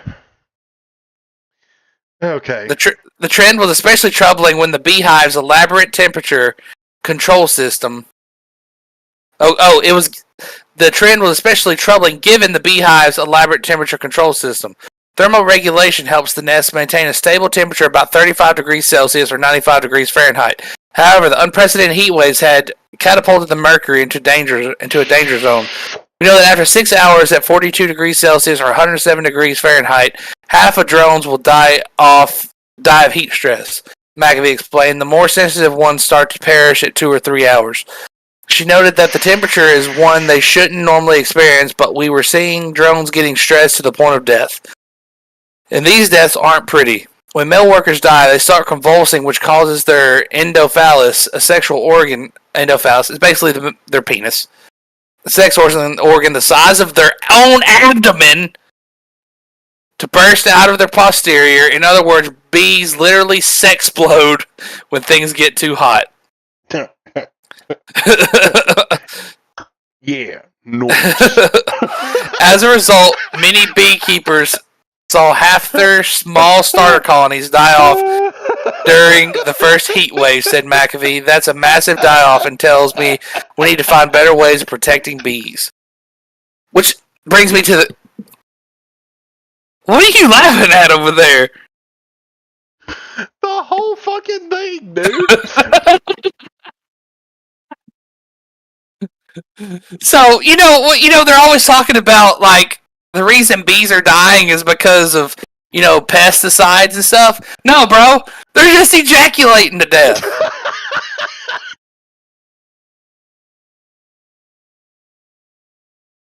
They're nutting. They're nutting off. That's what they're doing. They're nutting themselves off. Oh God. So if you go to let's see, go to the next link. It actually shows a bee ejaculating into a female bee and then dying. This is for scientific purposes.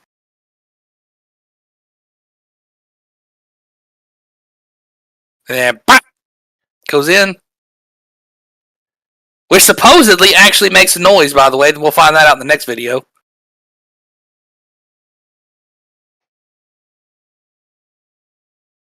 And then he's like, bye!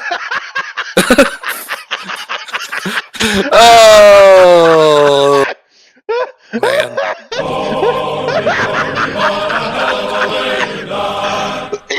Oh, God. Oh, my God. Jesus Christ. God. So go to the next one. It's actually a bee farmer guy talking about how you can actually hear it pop. Instrumental insemination.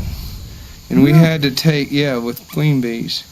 And we had to do this right here. Look at that. Watch this. Look at that! Look at that.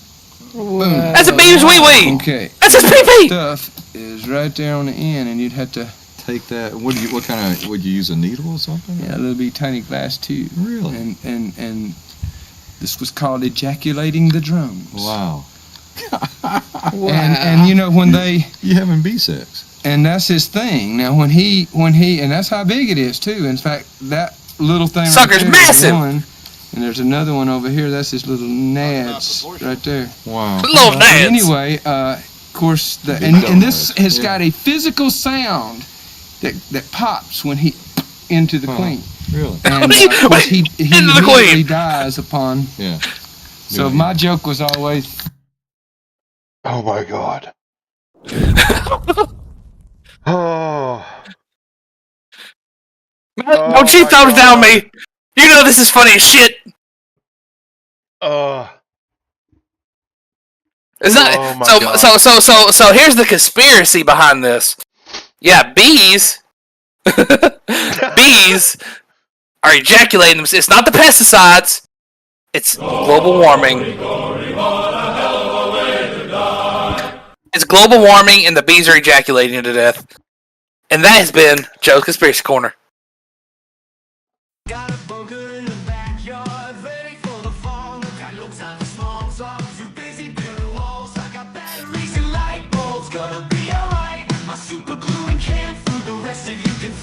Can't trust the government, can trust the lads.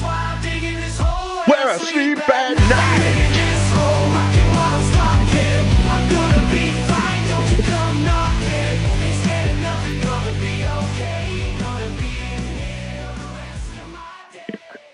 Oh my God. Yeah, that was just a little funny one. You know, a little lighthearted conspiracy. It's a lighthearted conspiracy. It's not really a conspiracy. It's just science. But I love it. But my conspiracy is that they're blaming the ejaculation on pesticides. Correct.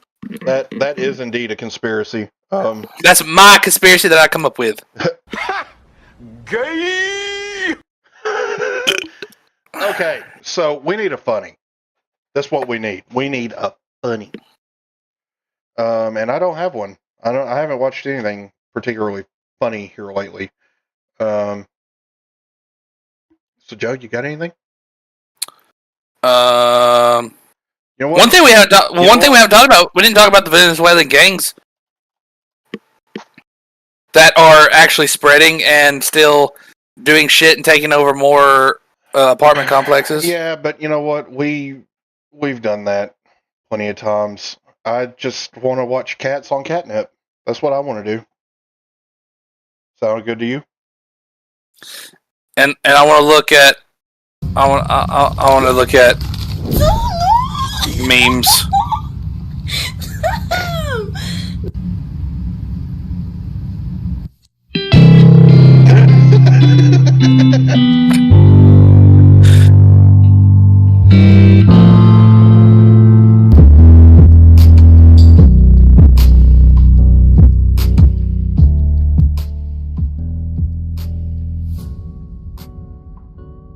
catnip works on dogs? It does not. Damn.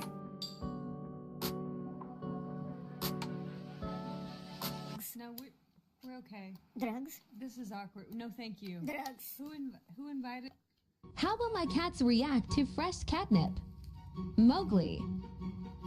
100 tense headbutts. Smells good. Bagheera.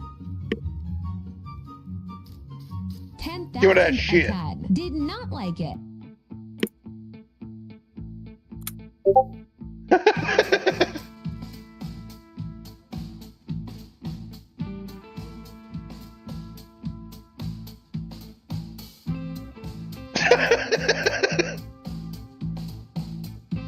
It was one of the best out there, so we decided to let George be the judge of that. And George is an expert in all things catnip.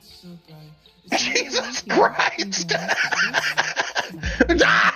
I am so stressed. Try this. What you know about rolling down in the deep when your brain goes numb, you can call that Munchies.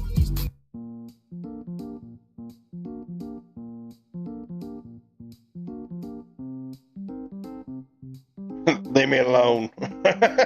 Go away.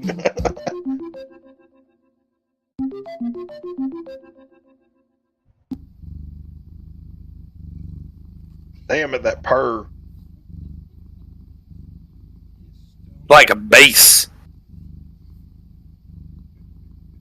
Know about catnip. Not all cats are affected. Approximately 1/3 of cats are not. Oddly enough, the effects of catnip only last between 5 and 15 minutes.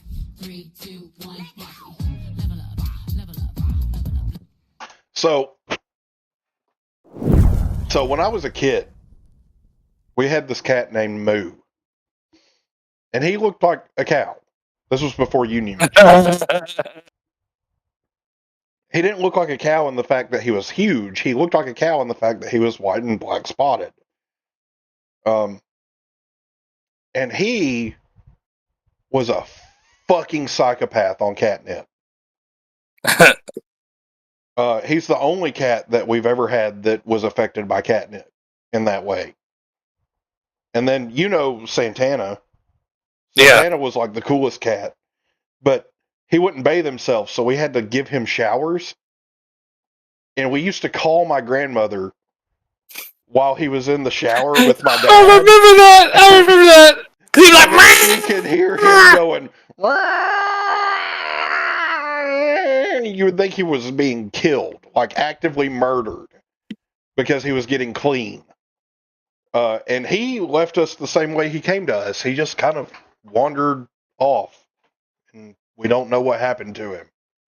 Oh, really? Yeah, it was so weird because like he just showed up at Mom's work, and she brought him home. I thought he died. And then, you know, the same way he came into our lives, he left our lives. He just vanished.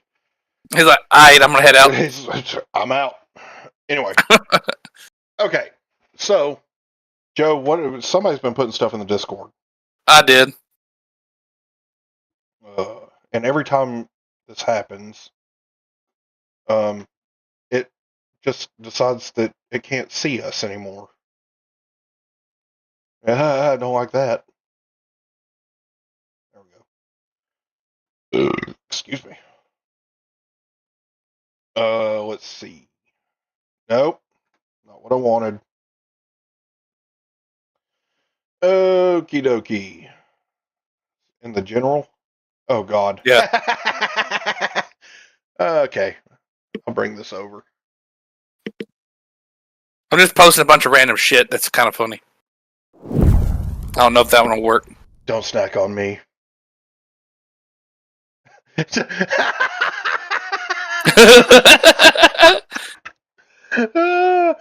Come, my lady. Come, my lady. You're my butterfly. Sugar, baby. Oh, speaking of cats, here's one. Let's see. Oh, okay, good. That video worked.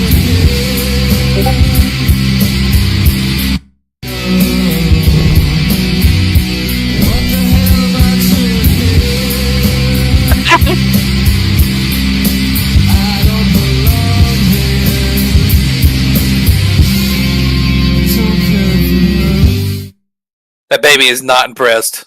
That is a fucking alien, is what that is. It's a bald chinian. Oh,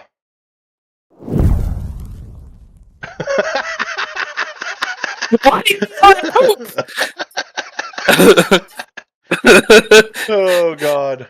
Here's one right here. I'm not going to share it. I'm just going to read it. It says, go ahead and put that Christmas tree up. Nothing makes sense anyways. My wife is in the chat now. And she says, hello. Check your phone. Why? I did check my phone. I looked at it on my watch. And tell the boys that they're menaces. Regardless, it has been one hell of a show. We are just over 2 hours in, and I am ready to not be on the show anymore. It is a live show, Saturday nights, 8 o'clock. So, if you're enjoying the show, leave us a comment, subscribe to the channel, give us a like, smash that bell icon with the force of 1,000 cats not being eaten by Haitians. If you can't watch the show live, you can always watch replay. If you don't want to watch it and you just prefer to listen to us, you'll miss out on some of the finer points, but you can listen to us wherever you listen to podcasts. And with that, I'm Justin. I'm Joe. Tally ho! Tally ho, lads!